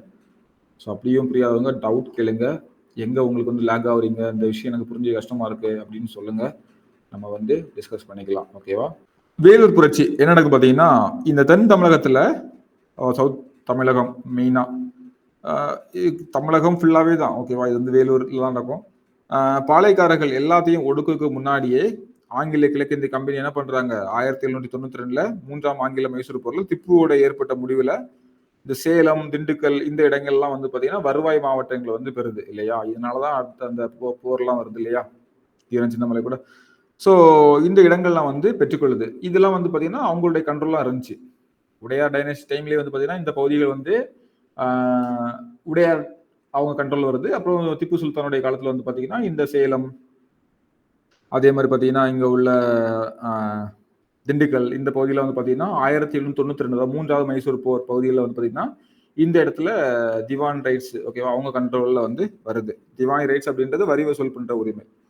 ஓகே, 1799 நடந்த 4வது மைசூர் போர்ல கோயம்புத்தூர் வந்து அவங்க கூடயே வந்து இணைஞ்சிட்டு போர்ல வந்து திப்பு சுல்தான் வந்து கொல்லப்படுறாரு.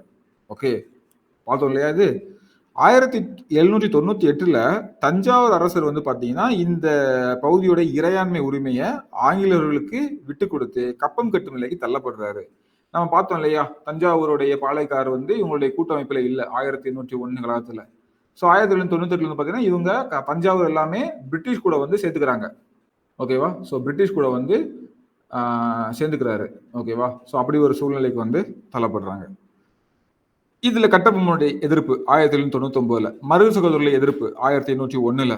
இவற்றெல்லாம் ஒடுக்கிய பின்பு பிரிட்டிஷாருக்கு வந்து பாத்தீங்கன்னா ஆற்காடு நவாப இவர் வந்து எங்களுக்கு விசுவாசமற்றவர், சொன்ன எதையும் பண்ணல அப்படின்னு சொல்லிட்டு குற்றம் சாட்டி ஒரு ஒப்பந்தத்தை அவருக்கு வந்து திணிக்கிறார். ஓகேவா? இந்த ஒப்பந்தம் படி என்ன பண்றாங்கன்னா 1801 ஆற்காடு நவாப், வட ஆற்காடு, தென் ஆற்காடு, திருச்சிராப்பள்ளி, மதுரை, திருநெல்வேலி, ஓகேவா, ஆற்காடு, வட ஆற்காடு, தென் ஆற்காடு, திருச்சிராப்பள்ளி, அதுக்கப்புறம் வந்து பாத்தீங்கன்னா மதுரை, திருநெல்வேலி இந்த மாவட்டங்கள் எல்லாத்தையும் நிர்வாகிக்க வழிய, அதாவது ஆற்காடு நவாபுடைய கண்ட்ரோல்ல இருந்த இந்த பகுதிகள் எல்லாமே யாருக்கு வேணும்னு சொல்றாரு, ஆங்கிலேயர்களுக்கு கொடுத்துருங்க. ஓகேவா? ஸோ ஏன்னா நீ வந்து பாத்தீங்கன்னா நீ துரோகி, ஓகே, நீ சொன்ன எதையும் பண்ணல, எங்களுக்கு இதெல்லாம் பண்ணலன்னு சொல்லிட்டு பண்ணல, இந்த ஏரியா எல்லாத்தையும் நிர்வகிக்கக்கூடிய கண்ட்ரோல், ஓகேவா, இந்த வரி வசூல் பண்ண கண்ட்ரோல், நிர்வகிக்கக்கூடிய கண்ட்ரோல் வந்து எங்களுக்கு கொடுத்துரு அப்படின்ற மாதிரியான ஒரு ஸ்டேட்மெண்ட் வந்து சொல்றாரு. ஓகேவா?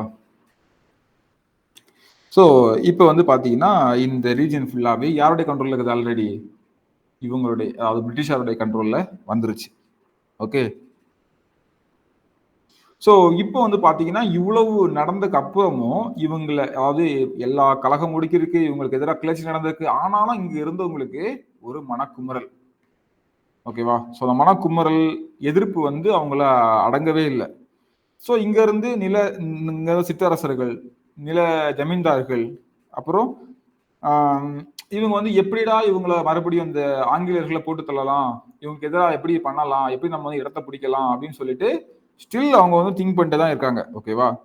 ஸோ இதுல பாதிக்கப்பட்ட இந்த சிற்றரசர்கள், இந்த ஜமீன்தார்களா நில சுவாதாரங்கள், அதாவது இந்த லேண்ட்லார்ட்ஸ், ஸோ இவங்கெல்லாம் ஒரு பிளான் பண்ணி என்ன பண்ணலாம்னு சொல்லிட்டு திட்டம் போட்டு தீட்டி பண்ணதுடைய விளைவா வந்ததுதான் இந்த வேலூர் புரட்சி.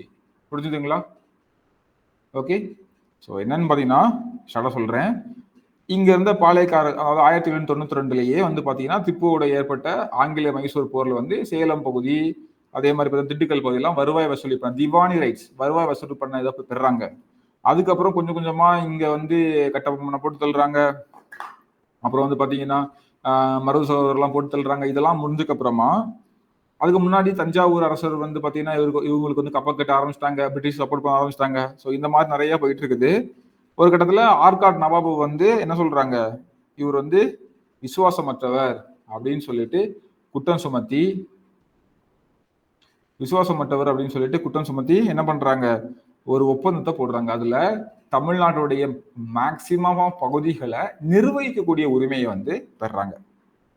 நிர்வகிக்கக்கூடிய உரிமைனா இங்க ஆல்ரெடி நிர்வாகத்துல இருந்தவங்க எல்லாம் வெளியேற்றப்படுறாங்க. ஓகே, வெளியேற்றப்படுறாங்க, நிர்வாகத்தை விட்டு வெளியேற்றப்படுறாங்க, இருக்காங்க நிர்வாகத்தை விட்டு. இப்போ வந்து கண்ட்ரோல் யார் கண்ட்ரோல் இருந்துச்சு, ஆங்கிலேயர்களுடைய கண்ட்ரோல் வந்துருச்சு. இப்போ இந்த பகுதிகளை வந்து பாத்தீங்கன்னா இவங்க வெளியேற்றப்பட்டவங்க சும்மா இருப்பாங்களா? ஓகே, எப்படியாச்சும் இவங்களை பிளான் பண்ணி தகர்த்துக்கணும்னு சொல்லிட்டு பிளான் போட்டிருந்தோடைய விளைவா ஏற்பட்டதுதான் இந்த வேலூர் புரட்சி. ஓகேவா? ஸோ புரட்சிக்கான இறுதி நிகழ்வு வந்து இவங்களோட என்ன ஏமா இருந்துச்சுன்னா, இந்த ஆங்கிலேயர் ஆட்சி எப்படியாச்சும் ஒழிக்கணும் நம்ம ஏரியால அப்படின்னு தான் இருந்துச்சு. புரட்சிக்கான காரணங்கள் என்ன அப்படின்னு பாத்தீங்கன்னா, ஃபர்ஸ்ட் ஒரு மெயின் காரணம், புரட்சியாளர்களுடைய மைய இடமா வேலூர் இருந்தது ஒரு முக்கியமான காரணம். ஓகேவா? அதே மாதிரி பாத்தீங்கன்னா, புரட்சியாளர்களுடைய இந்த ரகசிய உடன்படிக்கை போட்டுக்கிட்டாங்க இல்லையா, அது ஒரு காரணம். அதே நேரத்துல கம்பெனி ஒரு தொப்பி ஒண்ணு அறிமுகப்படுத்துவாங்க. ஓகே, என்னன்னு சொல்லி பார்க்கலாம். ஓகே, வேலூர் படை வீரர்களுடைய எதிர்ப்பு. ஸோ எல்லாமே உள்ள கிளியரா பார்க்கும்போது நமக்கு புரியும். ஜஸ்ட் இது வந்து ஒரு அவுட்லைனாக கொடுத்துருக்கேன், உள்ள போயிடலாம். ஸோ இந்த வேலூர் வந்து பாத்தீங்கன்னா அந்த புரட்சியாளர்களுடைய ஒரு மைய இடமாட்டு வந்து செயல்பட்டுச்சு. அதாவது இந்த மருது சகோதரர்கள் வந்து கிளர்ச்சியை ஒடுக்கியதுக்கு அப்புறமா இந்த வேலூரை மையமா கொண்டு செயல்படுறதுக்கு ஆரம்பிச்சாங்க. ஓகே, மருது சகோதரர்களுடைய கிளர்ச்சி வந்து எப்ப ஒடுக்குறாங்க, 1801 முடியுது. அதுக்கப்புறமா இருந்த கிளர்ச்சியாளர்கள் ஸ்டில் ஆங்கிலேயர்களை எதிர்த்துட்டு இருந்தாங்க இல்லையா. ஸோ எல்லாரும் வந்து பாத்தீங்கன்னா அந்த எல்லா பாளையக்காரர்கள்லாம் ஒழிச்சிட்டாங்க. ஆனா ஆங்கிலேயர்களுக்கு வந்து எதிர்ப்பு இருந்துச்சு இல்லையா, அவங்க வந்து வேலூரை மையமா வச்சு செயல்படுறதுக்கு ஆரம்பிக்கிறாங்க. ஓகே, ஸோ இந்த திப்பு சுல்தானுடைய விசுவாசிகள் நிறைய பேர் இந்த வேலூர் மற்றும் அதை சுற்றித்தார பகுதியில் வந்து குடியேறாங்க. ஓகேவா? ஸோ இதனால அந்த ஏன் இந்த மைய இடமா வேலூர் இருக்குன்னா, வேலூர்ல வந்து பாத்தீங்கன்னா நிறைய பேர் வந்து குடியேறாங்க. கிட்டத்தட்ட ஒரு 3000க்கும் அதிகமான திப்புவுடைய ஆதரவாளர்கள் சொல்றது விசுவாசிகள் இந்த இடத்துல வந்து இருந்து ஒரு அமைப்பா செயல்படுறதுக்கு ஆரம்பிக்கிறாங்க. ஓகேவா? சோ இது வந்து யாரெல்லாம் இருக்காங்கன்னா, ஆங்கிலேயர்களால ஏதோ ஒரு விதத்துல பாதிக்கப்பட்டவங்க. ஒன்றிலே வந்து அவங்களுடைய பதவியை பிடிங்கிருப்பாங்க, இல்ல சொத்தை பறிச்சிருப்பாங்க, இல்ல அவங்க உறவினர்கள் யாரையோ கொண்டிருப்பாங்க. ஓகேவா? ஏதோ ஒரு விதத்துல ஆங்கிலேயர்களால பாதிக்கப்பட்டவங்க எல்லாமே அந்த பகுதியை வந்து சுற்றி இருக்காங்க. இது போல பாதிக்கப்பட்ட பலர் வந்து பலர் வந்து இங்க இருக்காங்க.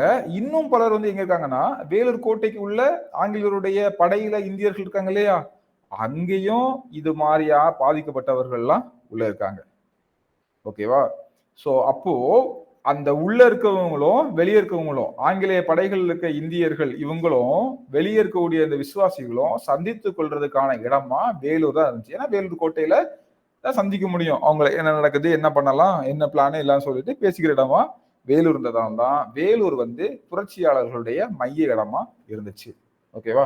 ஸோ வேலூர்ல ஏன் புரட்சி நடக்கணும்னா காரணம் வந்து இதுதான். புரியுதுங்களா என்ன சொல்றேன்னு? ஓகே. ஸோ அப்போ வந்து பாத்தீங்கன்னா மெயினா திப்புவுடைய விசுவாசிகள் 3000க்கும் குறையாம அந்த பகுதியில் இருக்காங்க. அதுக்கப்புறம் வந்து பாத்தீங்கன்னா இதுல வந்து இன்னொரு விஷயம் பாத்தீங்கன்னா, ஏதோ ஒரு விதத்துல ஆங்கிலேயர்களால் பாதிக்கப்பட்டவர்ல ஒரு குரூப் வந்து கோட்டைக்கு வெளியே இந்த வேலூர் பகுதி சுற்றி இருக்குன்னா, கோட்டைக்கு உள்ள இந்த ஆங்கிலேயர்களோட படைப்பிரிவுல இந்தியர்கள் இருப்பாங்களே, இந்திய படைப்பிரிவு. சோ அவங்கள வந்து பாத்தீங்கன்னா அவங்களையும் அந்த படை முகாம்லயும் அந்த மாதிரி பாதிக்கப்பட்டவங்க நிறைய பேர் உள்ள இருக்காங்க. ஓகேவா? சோ அதனால இந்த இடம் ஒரு மைய இடமா வந்து செயல்படுது. சோ இப்போ என்ன ரகசிய உடன்படிக்கை? சிப்பாய்களும் இந்த வேலூருக்கு இடம்பெயர்ந்தவர்களும் கோட்டையில அடிக்கடி கூடி தீவிரமா ஆலோசனை பண்றாங்க. அது திப்புவுடைய மகன்கள், அவங்களுடைய பிரதிநிதிகள், திப்புவுடைய மகன்கள் இந்த ஜெயில இருக்காங்க. ஓகேவா? இனிமேதான் கொல்கத்தா ஜெயிலுக்கு வந்து மாத்துவாங்க. இப்ப இங்கதான் இருக்காங்க. ஓகேவா? சோ இவங்களும் வந்து பாத்தீங்கன்னா இவங்க கூட ஒரு ஆலோசனை பண்றதுக்கு ஆலோசனை வந்து நடந்துட்டு இருக்குது. ஓகேவா? சிப்பாய்களுக்கும் வேலூருக்கு வேலூர்ல ஏன் குடிபெயர்ந்திருக்காங்க, அப்பதான் உள்ள என்ன நடக்குன்னு தெரியும். அப்ப இங்க உள்ள உட்கார்ந்த சிப்பாய்களுக்கும் இவங்களுக்கு இடையில அடிக்கடி கூடி தீவிரமா கலந்து ஆலோசிக்காங்க. இது திப்புவுடைய மகன்களுடைய பிரதிநிதிகளும் கூட இருக்காங்க. ஓகேவா? அடுத்து நான் என்ன அப்போ இதான் வந்து ரகசிய உடன்படிக்கை, வேற ஒண்ணும் இல்ல. அடுத்து நம்ம என்ன பார்த்தோம், கம்பெனியுடைய புதிய விதிகள், புது மாதிரியான தொப்பியை வந்து அறிமுகப்படுத்துனாங்க அப்படின்னு சொன்னா, ஸோ அது வந்து பாத்தீங்கன்னா அக்னியூ தொப்பி அப்படின்னு ஒண்ணு வந்து கொண்டு வந்திருப்பாங்க. ஆங்கிலேயர்கள் வந்து பாத்தீங்கன்னா தங்களுடைய படைப்பிரிவில, சிப்பாய் பிரிவில வந்து பாத்தீங்கன்னா சில புதுமையான நடைமுறைகளை வந்து கொண்டு வராங்க. என்னன்னு பாத்தீங்கன்னா, சிப்பாய்களுக்கு சீருடையில் இருக்கும்போது அவங்களோட ஜாதி மத அடையாளமாக நெத்தியிலையோ வேற எந்த குறியீடுமோ அவங்க அணியக்கூடாது அப்படின்னு சொல்றது. ஓகேவா? நெத்தியில வந்து திலகம் போடுறது. ஓகே, வேற என்ன சொல்றது, ஜாதி ரீதியான ஏதாவது கயிறுகள் கட்டுறது, வாங்குறது எதுவுமே வந்து பண்ணக்கூடாது அப்படின்னு சொல்லிட்டு வந்து மென்ஷன் பண்றாங்க. ஓகேவா? ஃபர்ஸ்ட், அதாவது படையில இருக்கவங்க வெறும் யூனிஃபார்ம் மட்டும் தான், இந்த மாதிரிலாம் எதுவும் பண்ணக்கூடாது அப்படின்ற மாதிரியாட்டு ஒன்ன வந்து சொல்றாங்க. ஒண்ணு. ரெண்டாவது, சிப்பாய்கள் வந்து பாத்தீங்கன்னா அவங்க மீசையை வந்து ஒரே மாதிரியாட்டு வெட்டிக்கணும் அப்படின்னு சொல்லிட்டு. இப்ப வந்து ஒவ்வொரு ஊர்லயும் ஒவ்வொரு ஜாதியிலையும் மீசையை வந்து ஒவ்வொரு ஸ்டைல்ல வச்சுக்கிறது. ஓகேவா? ஒருத்தர் மீசையை பெருசா வச்சுப்பாங்க, ஒருத்தர் முறுக்கு மீசை வச்சுப்பாங்க. ஓகே, அந்த மீசைக்கான ஒரு இது முன்னாடி இருந்துச்சு இல்லையா? ஸோ இப்போ இவங்க என்ன சொல்றாங்க, மீசையெல்லாம் வந்து ஒரே ஷேப்ல தான் வச்சுக்கணும் அப்படின்ற மாதிரியான ஒரு இதை வந்து சொல்றாங்க. ஓகேவா? ஸோ இது ஒண்ணு. ஓகேவா? ஸோ அடுத்து வந்து பாத்தீங்கன்னா ஃபர்ஸ்ட் வந்து அந்த அடையாளங்கள் எல்லாமே, அடுத்தது இந்த மாதிரியான விஷயங்கள் எல்லாமே 2. ஸோ அதுக்கப்புறம் வந்து பாத்தீங்கன்னா நமக்கு வந்து இந்த மெட்ராஸ் மாநிலத்துல தலைமை தளபதியா இருந்தவர் ஜான் கிரட்டாக். யாரு? ஜான் கிரட்டாக். ஸோ அந்த ஜான் கிரட்டாக் உடைய தலைமையின் கீழே துணை ஜெனரல், ஓகேவா, அசிஸ்டன்ட் ஜெனரலா இருந்தது யாருன்னு பாத்தீங்கன்னா அக்னியூ. இந்த அக்னியூ வந்து பாத்தீங்கன்னா சிப்பாய்களுக்கு ஒரு புது மாதிரியான தலப்பாகையை வந்து வடிவமைக்கிறாரு. அதான் வந்து பாத்தீங்கன்னா அக்னியூ தலைப்பாகை இல்ல அக்னியூ தொப்பி அப்படின்னு சொல்லிட்டு சொல்றாங்க. ஓகேவா? கம்பெனி அறிமுகப்படுத்திய புதிய தொப்பி. நான் அந்த 2 இது முக்கியமான பாயிண்ட் வந்து ஸ்லைட்ல மிஸ் பண்ணிருக்கேன். ஸோ நோட் பண்ணிக்கோங்க. ஓகேவா? அங்க இருக்கு. ஒரே மாதிரியான மீசை வெட்டுதல், மத ஜாதி அடையாளங்கள் அதிக தடை, சீருடையில் சிலுவை பிரிப்பு. ஓகே, பார்க்கலாம். ஓகேவா? ஸோ இவர் என்ன பண்றாரு, இந்த அக்னியூ தொப்பி அப்படின்னு அக்னியூ தலைப்பாகை அப்படின்னு ஒண்ணு வந்து இன்ட்ரோடியூஸ் பண்றாரு. யாரு இவரு? துணை ஜெனரல் அக்னியூ. நம்ம ஆல்ரெடி இவரை பற்றி பார்த்தோம் இல்லையா ஒரு இடத்துல. ஸோ இவர் வந்து கொண்டுறாரு. இது வந்து இந்தியர்களுடைய பார்வையில் வந்து பாத்தீங்கன்னா தலைப்பாகையில இடம்பெற்றிருக்க ஒரு அருவருக்கப்பட்ட அம்சமாக அதன் மீதா இருந்த ஒரு ரிப்பன் மற்றும் குஞ்சம். ஸோ இது வந்து பாத்தீங்கன்னா மிருகத்தோல்ல வந்து பண்ணப்பட்டிருக்கு. ஸோ மிருகத்தோல்ல பண்ணப்பட்டதுனால நாங்க இதை வந்து யூஸ் பண்ண மாட்டோம். ஸோ இது வந்து பாத்தீங்கன்னா அவங்களுக்கு வந்து ஃபர்ஸ்ட் என்ன சொல்றாங்க, எந்த ஜாதி மத அடையாளங்களையும் நெத்தியிலையோ கையில கட்டுறதோ, கையில நூல் கட்டுறதோ, நெத்தியில வந்து திலகம் போடுறது, குறி போடுறது, ஓகேவா, விபூதி பூசுறது, அந்த மாதிரி எதுவும் பண்ணக்கூடாது.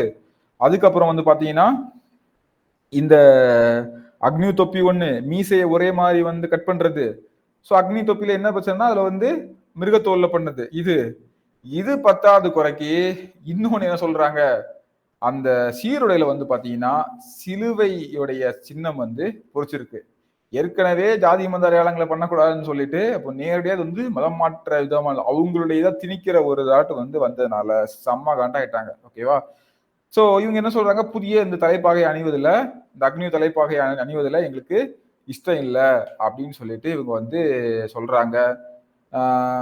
ஸோ இவங்க வந்து பாத்தீங்கன்னா சிப்பாய்கள் வந்து ஏற்கனவே முன்னெச்சரிக்கை தான் வந்து கொடுக்குறாங்க. ஆனா கம்பெனி நிர்வாகம் வந்து இது கவனத்துல கொள்ளவே இல்லை. ஓகேவா? ஸோ இதான் வந்து பாத்தீங்கன்னா கம்பெனி அறிமுகப்படுத்திய இந்த தொப்பியையும் அந்த இதுவும் குறித்தது. ஓகே, தொப்பி மற்றும் புதுவிதமான ரூல்ஸ் போட்டது. 4 விஷயம் நான் வச்சுக்கலாமா? 1 மீசை, அதுக்கப்புறம் ஒன்று வந்து பாத்தீங்கன்னா அடையாளங்கள், இன்னொன்று தொப்பி, இன்னொன்று சிலுவை பொறிச்சது. ஓகேவா? ஸோ இது எல்லாமே வந்து பாத்தீங்கன்னா சொல்றாங்க, இதெல்லாம் எங்களுக்கு பிடிக்கலங்க, தயவுசெய்து மாத்துங்க அப்படின்னா கம்பெனி அதை வந்து கண்டுக்கவே இல்லை. ஓகேவா? இப்போதான் இந்த வேலூர் படைகள்ல இருந்த படை வீரர்களுடைய எதிர்ப்பு வந்து கிளம்புது. முதல் எதிர்ப்பு 1806 மே மாதத்தில் நடக்குது. ஓகேவா? முதல் எதிர்ப்பு வந்து பாத்தீங்கன்னா 1806 மே மாதத்தில் நடக்குது. வேலூர்ல இருந்து 4வது ரெஜிமெண்ட் 2வது படைப்பிரிவு. ஓகேவா? சோ 4வது ரெஜிமெண்ட்ல இருந்த 4வது ரெஜிமெண்ட்ல இருந்த 2வது படைப்பிரிவு வீரர்கள் வந்து இந்த புதிய வகை தலைப்பாகை நாங்க அணிய மாட்டோம் அப்படின்னு சொல்றாங்க. இந்த பிரச்சனை வந்து பாத்தீங்கன்னா கவர்னர் பான்கோட், ஓகேவா, எங்க இருக்கு, கவர்னர் பான்கோடுக்கு வந்து இந்த பிரச்சனை வந்து தெரியப்படுத்துது. இந்த மாதிரி இவங்க வந்து அணிய மாட்டேன்னு சொல்லி கிளர்ச்சி பண்றாங்க அப்படின்னு. அவர் என்ன சொல்றாரு, இந்த கிளர்ச்சியாளர்களை வந்து அவர் வந்து இந்த கிளர்ச்சியாளர்களை உடனிருந்து கண்காணிக்கணும் அப்படின்னு சொல்லிட்டு 19வது குதிரைப்படைக்கு உத்தரவிடுறாரு. அதனால இவர்களுடைய விசாரணைக்கும் உத்தரவிடுறாங்க. ஏன் அணிய மாட்டீங்க, சொன்னா கேட்கணும் தானே, ஏன் கேட்கல, நீங்க வந்து ரூல்ஸ் மீறுறீங்கன்னு சொல்லிட்டு விசாரணைக்கு வந்து உத்தரவிடுறாங்க. ஓகேவா. இப்ப வந்து பாத்தீங்கன்னா இந்த 4வது ரெஜிமெண்டோடைய 2வது படைப்பிரிவு வந்து தப்பு பண்ணிட்டாங்கன்னு சொல்லி நீக்கிட்டு இந்த பொறுப்பை வந்து யார் ஏத்துக்கிறாங்கன்னா வாலாஜாபாத்தில் வந்திருந்த 23வது ரெஜிமெண்டோடைய 2வது படைப்பிரிவு இந்த பொறுப்பை வந்து ஏத்துக்கிறாங்க. புரியுதுங்களா. 4வது ரெஜிமெண்டோடைய 2வது இதுக்கு பதிலா 23வது ரெஜிமெண்ட் வாலாஜாபாத்தில் வந்த 2வது படைப்பிரிவு வந்து இந்த பொறுப்பை வந்து ஏற்றுக்கிறாங்க. ஓகேவா. இந்த தலைமையோட உத்தரவை எதிர்த்ததுக்காக இந்த படையின் கீழ் இருந்த எந்த 4வது ரெஜிமெண்ட் 2வது படையில கீழே இருந்த 21 வீரர்களும் நீதிமன்றத்தில் விசாரிக்கப்பட்டு அவர்கள 10 முஸ்லிம்களும் 11 இந்துக்களும் இருந்தாங்க. இந்த நீதிமன்றம் என்ன உத்தரவு கொடுக்குன்னா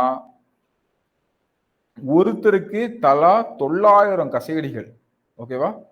இந்த வீரர்கள் 23 விசாரிக்கப்பட்டு ஒவ்வொருத்தருக்கும் தலா 900 கசையடிகள் கொடுக்கப்பட்டு பணி நீக்கம் பண்ண வைக்கிறாங்க. ஸோ இதுதான் இந்த வேலூர் படை வீரர்களுடைய எதிர்ப்பு கண்டினியூ ஆகுது. ஓகே, புரியுதுங்களா கதை. ஸோ முதல் எதிர்ப்பு எங்கன்னு வருது அப்படின்னு பாத்தீங்கன்னா அந்த தொப்பிக்கு மெயின் அந்த தொப்பிக்கு தான் அணிய மறுக்கிறாங்க. ஸோ இந்த 4வது ரெஜிமெண்ட்ல 2வது படை வீரர்கள் வந்து என்ன சொல்றாங்கன்னா இந்த தலைப்பாகையை அணிய மாட்டோம் அப்படின்னு சொல்றாங்க. இந்த விஷயம் வந்து கவர்னர் பேன் கொடுக்க தெரியப்படுது. அந்த படைக்கு பதிலாக அவங்களை தூக்கி விசாரணைக்கு நிப்பாட்டிட்டு இதுக்கு பதிலாக வேற ஒரு ரெஜிமெண்ட்டை நிப்பாட்டுறாங்க. அங்க உள்ள 21 வீரர்களை வந்து விசாரிக்கிறாங்க. 900 கசையடிகள் கொடுக்கப்பட்டு பதவி நீக்கமும் பண்ணப்படுறாங்க. ஓகேவா. தலா 90 அதாவது ஒவ்வொருத்தர்களுக்கும் 900 கசையடிகளுங்க. தலான்னு தான் குறிப்பிட்டிருக்கு. அது 21க்கும் சேர்த்து 900 இல்லை. ஓகேவா. ஸோ இவ்வளவு பண்ணி நீக்கிறாங்க. ஓகே. ஸோ ரொம்ப கொடுமையான விஷயம். ஓகே. ஸோ இப்படிதான் வந்து இந்த புரட்சி வந்து ஆரம்பிக்குது. முதல் எதிர்ப்புங்க இருந்து. ஸோ புரட்சியுடைய போக்கு எப்படி போகுதுன்னா புரட்சி வெடித்தல் ஃபர்ஸ்ட். புரட்சியாளனுடைய கட்டுப்பாட்டுல கோட்டை, ஆங்கிலேய படைகளின் தாக்குதல். ஸோ எல்லாம் ஒவ்வொன்றா பார்க்கலாம். ஸோ ரொம்ப ஈஸி தான். ஸோ புரட்சி வெடித்தல் அப்படின்றது என்னன்னா இந்த வேலூர் கோட்டையில 1806 ஜூலை 9ஆம் நாள்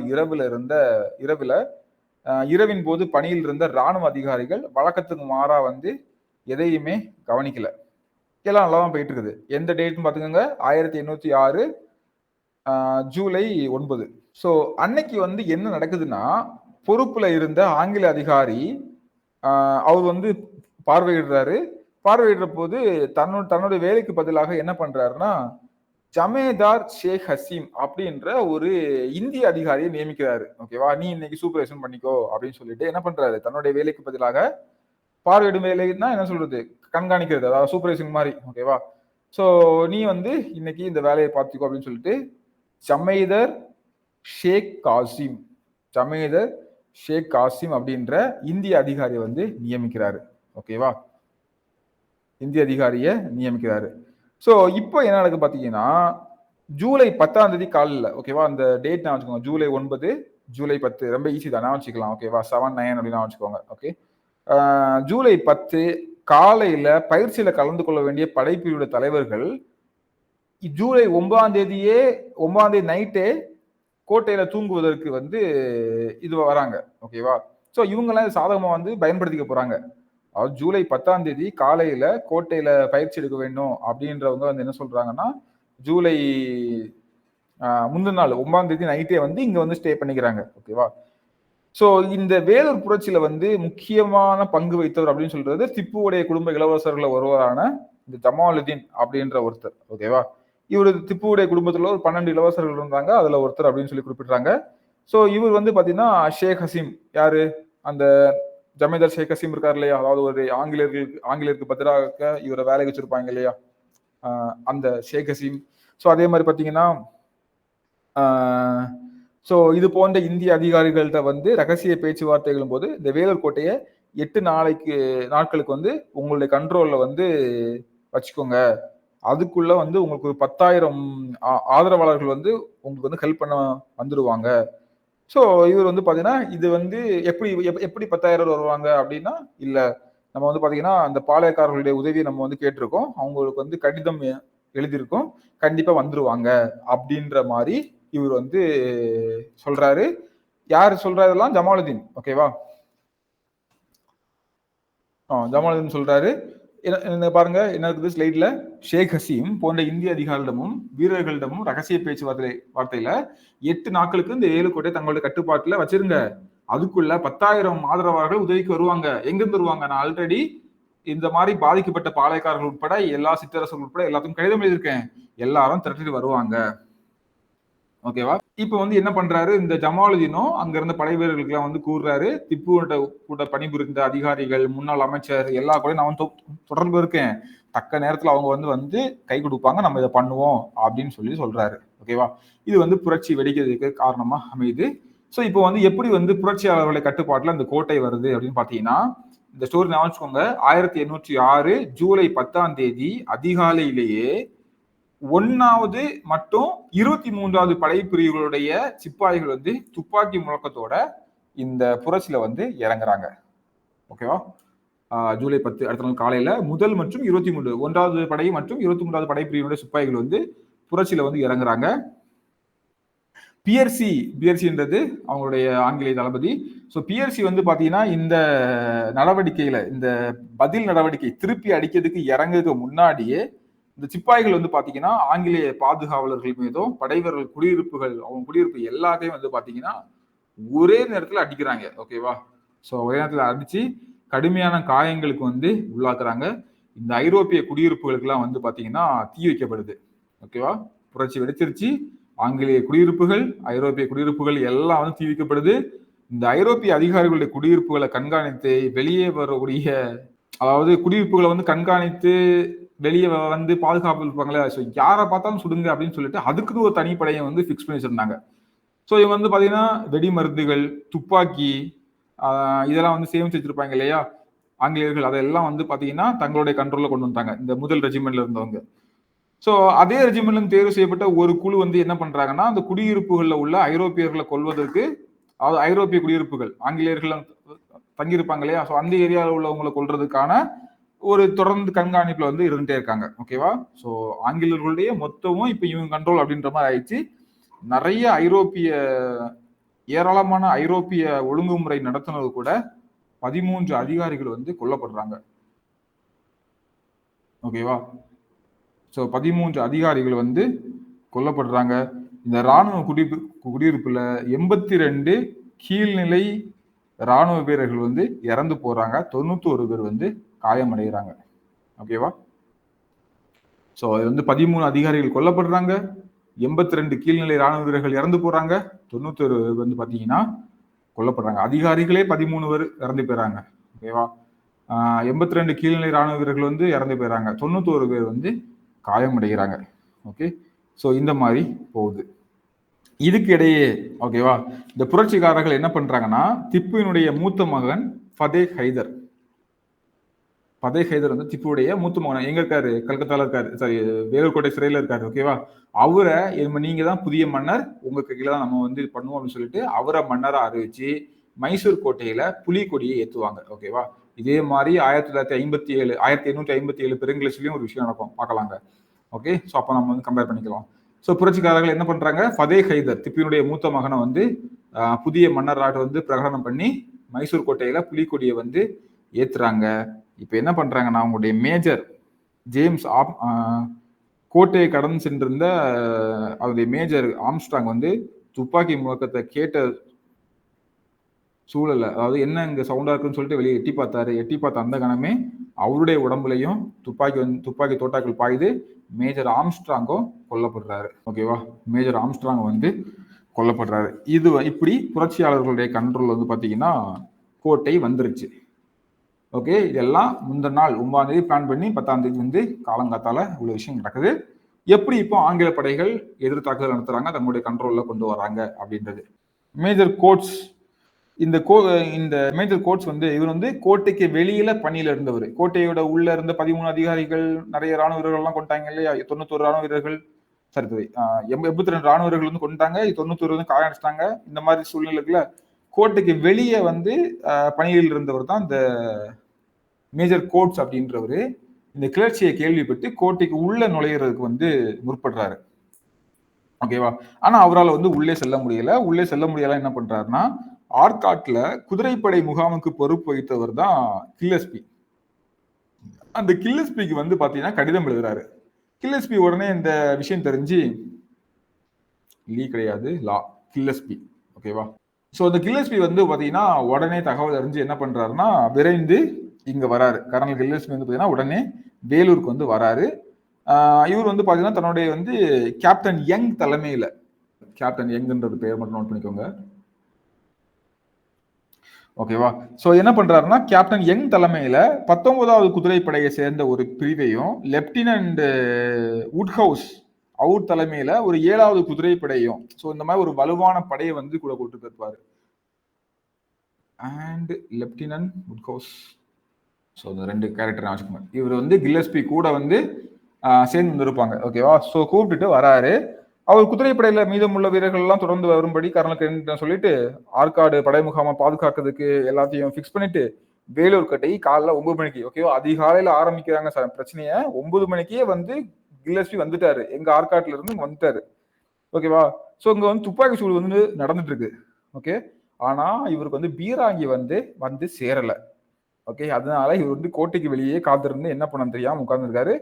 ஸோ விரைவில் வந்து பார்த்தீங்கன்னா கென்னடி தலைமையிலான ஒரு குதிரைப்படை 10 மணில வந்து சேருது. ஃபிளாக்கின்சன் தலைமையிலான லெப்டினன்ட் பிளாட்டின் தலைமையிலான பீராங்கி டீமும் வந்துருச்சு. பீராங்கி வந்து கோட்டையின் வாசலை வந்து தகர்க்கிறாங்க. ஸோ அதே மாதிரி பார்த்தீங்கன்னா கேப்டன் ஸ்கெல்டன் தலைமையில் வந்து பார்த்தீங்கன்னா குதிரைப்படை வந்து உள்ள நுழையுது. கோட்டை வாசலை தகர்த்து. ஓகேவா. 9 மணிக்கே வந்துடுறாரு. இப்போ எவ்வளவு ஏழியா அவங்க வந்து தாக்கியிருக்காங்க, எவ்வளவு பிரச்சனை நடந்து பாருங்க. ஓகேவா. கிட்டத்தட்ட அதிகாலைன்றது 3-4 மணி டைம் நடந்திருக்கும் நினைக்கிறேன். அதிகாலைன்னு குறிப்பிட்டிருக்கு. ஸோ 9 மணிக்கு வராரு. 10 மணிக்கு இவர் வந்து உள்ள என்ட்ரு ஆகுறாங்க. இதுல வந்து பாத்தீங்கன்னா ஒரு போருக்கான விதிமுறைகள் இருக்கும் இல்லையா, இப்படிதான் தாக்கணும், இதான் பண்ணணும், இப்படி ரூல் இருக்கும் இல்லையா, எதையுமே மைண்ட் பண்ணல. ஓகேவா. ஸோ என்ன பண்றாங்க, எதையுமே மைண்ட் பண்ணாம கில்லசி வந்து ஒரு மாதிரி ஒரு வெறி பிடித்த ஒரு மாதிரி புரட்சியை வன்முறையா ஒடுக்கிறதுக்கு என்ன பண்ணணுமோ பண்றாரு.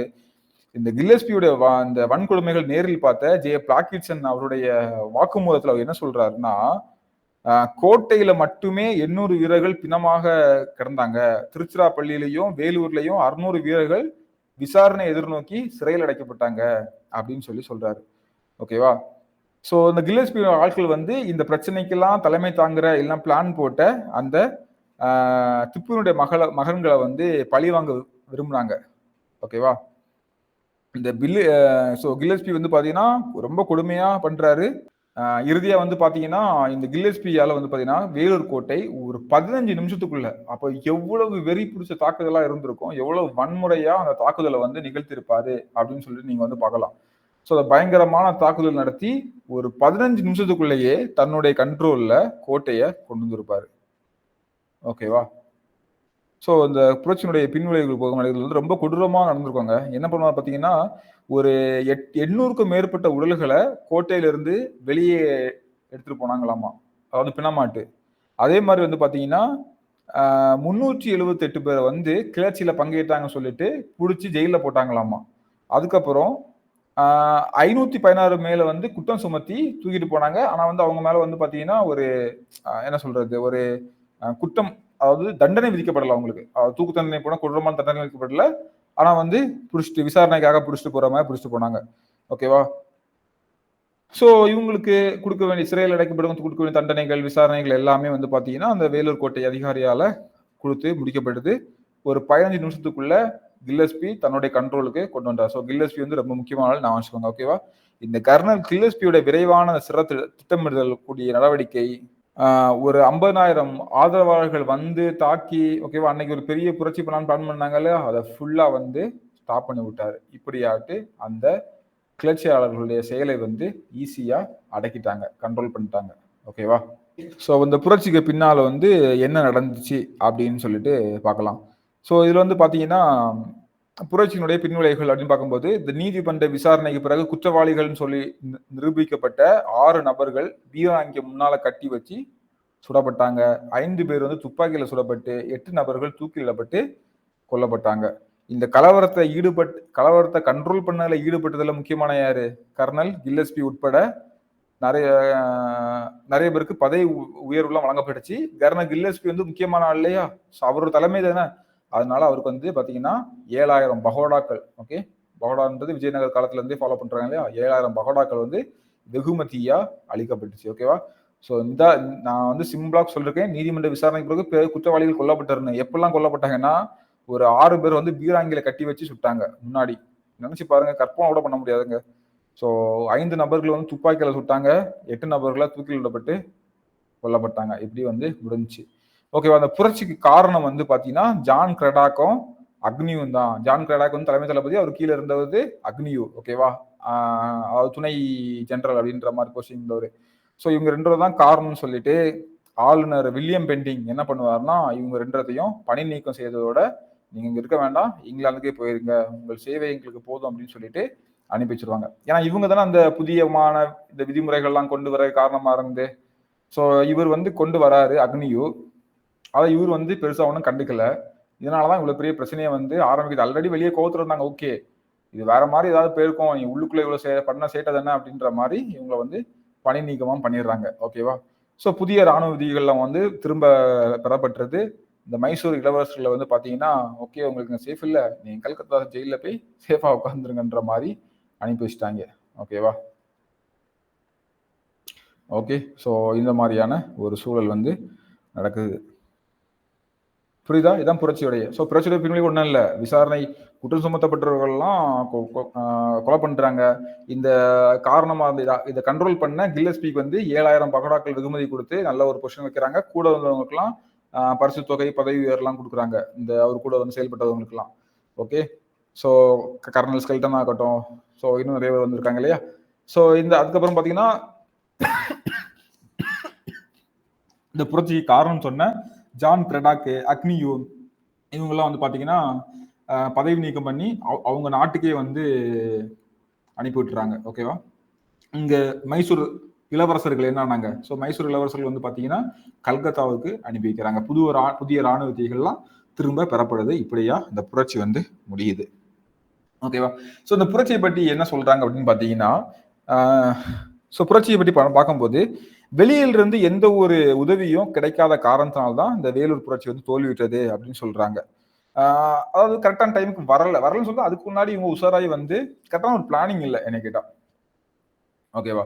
ஸோ அடுத்து வந்து பாத்தீங்கன்னா சமீப கால ஆய்வுகள்ல நம்ம வந்து தெரிஞ்சு கொள்ளது அப்படி என்னன்னு பாத்தீங்கன்னா 22வது படைப்பிரிவத்தோட 2வது பட்டாளத்தை சேர்ந்த சுபேதார்கள் ஷேக் ஆடம், ஷேக் ஹமீது, ஜமேதர் ஷேக் ஹுசைன், இவங்க எல்லாமே வந்து பாத்தீங்கன்னா சிறப்பாகவே வந்து செயல்பட்டாங்க. ஓகேவா? ஆனா 1857ஆம் ஆண்டு இந்த பெருங்கழகத்திற்கான அனைத்து முன் அறிகுகளும் எச்சரிக்கைகளும் இந்த வேலூர் புரட்சியில இருந்துச்சு அப்படின்னு சொல்லி பார்க்கலாம். ஓகேவா? அதாவது 1857க்கான ஒரு முன்னோடி அப்படின்னு சொல்லலாம். ஓகேவா? ஸோ அப்படியே நம்ம வந்து கம்பேர் பண்ணலாம், அங்க வந்து பார்க்கலாம். ஓகேவா? ஸோ இங்க வந்து பாத்தீங்கன்னா இங்க வந்து நமக்கு வந்து என்ன பண்றது, அந்த நான் அங்க சொல்ல சரி, இங்க லைட்டா ஒரு இன்ட்ரோ கொடுத்துருக்கேன். 1857 புரட்சியில வந்து பாத்தீங்கன்னா நமக்கு வந்து கொழுப்பு தடவப்பட்ட தோற்றாக்கள், அதுதான் வந்து பிரச்சனை, மெயின் பிரச்சனைன்ற மாதிரி இருக்கும். அதே மாதிரி தான் இங்கேயும் அந்த நெத்தில திலகம்ன்றது, மீசையை ஒரே மாதிரி இருக்கிறது, அந்த மிருகத்தோல்ல செஞ்ச தொப்பி. ஓகேவா? ஸோ அப்புறம் இந்த கிறிஸ்தவ அந்த சிலுவை சின்னம் வந்து அவங்க ட்ரெஸ்ல இருக்கிறது, இந்த மாதிரியான கொண்டு வந்தது எல்லாமே வந்து பாத்தீங்கன்னா சம்மந்தப்படுத்திக்கலாமா? அங்க பிரச்சனை காரணம் இங்க பிரச்சனை.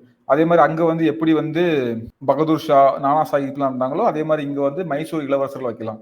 எப்படி வந்து ஃபதே ஹைதரை இனிமே நீங்க தான் தலைவர் அப்படின்னு சொல்லிட்டு புலிக்குழியை ஏற்றி அவருடைய தலைமையில நின்னுன்ற மாதிரி சண்டை போட்டாங்களோ அதே மாதிரி அங்கேயும் 2ஆம் பகதூர் ஷா, அவர் தான் வந்து பாத்தீங்கன்னா முகலாய மன்னர்ல கடைசி அரசர். ஸோ அவரை முன்னிறுத்தி வயசான ஆளு உங்க தலைமையில டெல்லியில இருப்பாரு, உங்க தலைமையில நம்ம பண்றோம் அப்படின்ற மாதிரி ஒரு இதை வந்து கொண்டு வருவாங்க. ஓகேவா? ஆமா, இந்த மாதிரியான ஒரு சின்ன கம்பேரிசன் அங்க பார்க்கலாமே. ஸோ அதே மாதிரி பாத்தீங்கன்னா அங்க ஒரு வித்தியாசம் என்னன்னா, இந்த 1806 கிளர்ச்சி ஸ்டாப் பண்ணி முடிஞ்சப்ப இது நடக்கலையா அப்படின்னா, வேலூர் கோட்டை முடியல, பெல்லாரி, வாலதாபாத், ஹைதராபாத், இது மாதிரி நிறைய இடங்கள்ல இதோட எஃபெக்ட் வந்து அடிச்சிச்சு.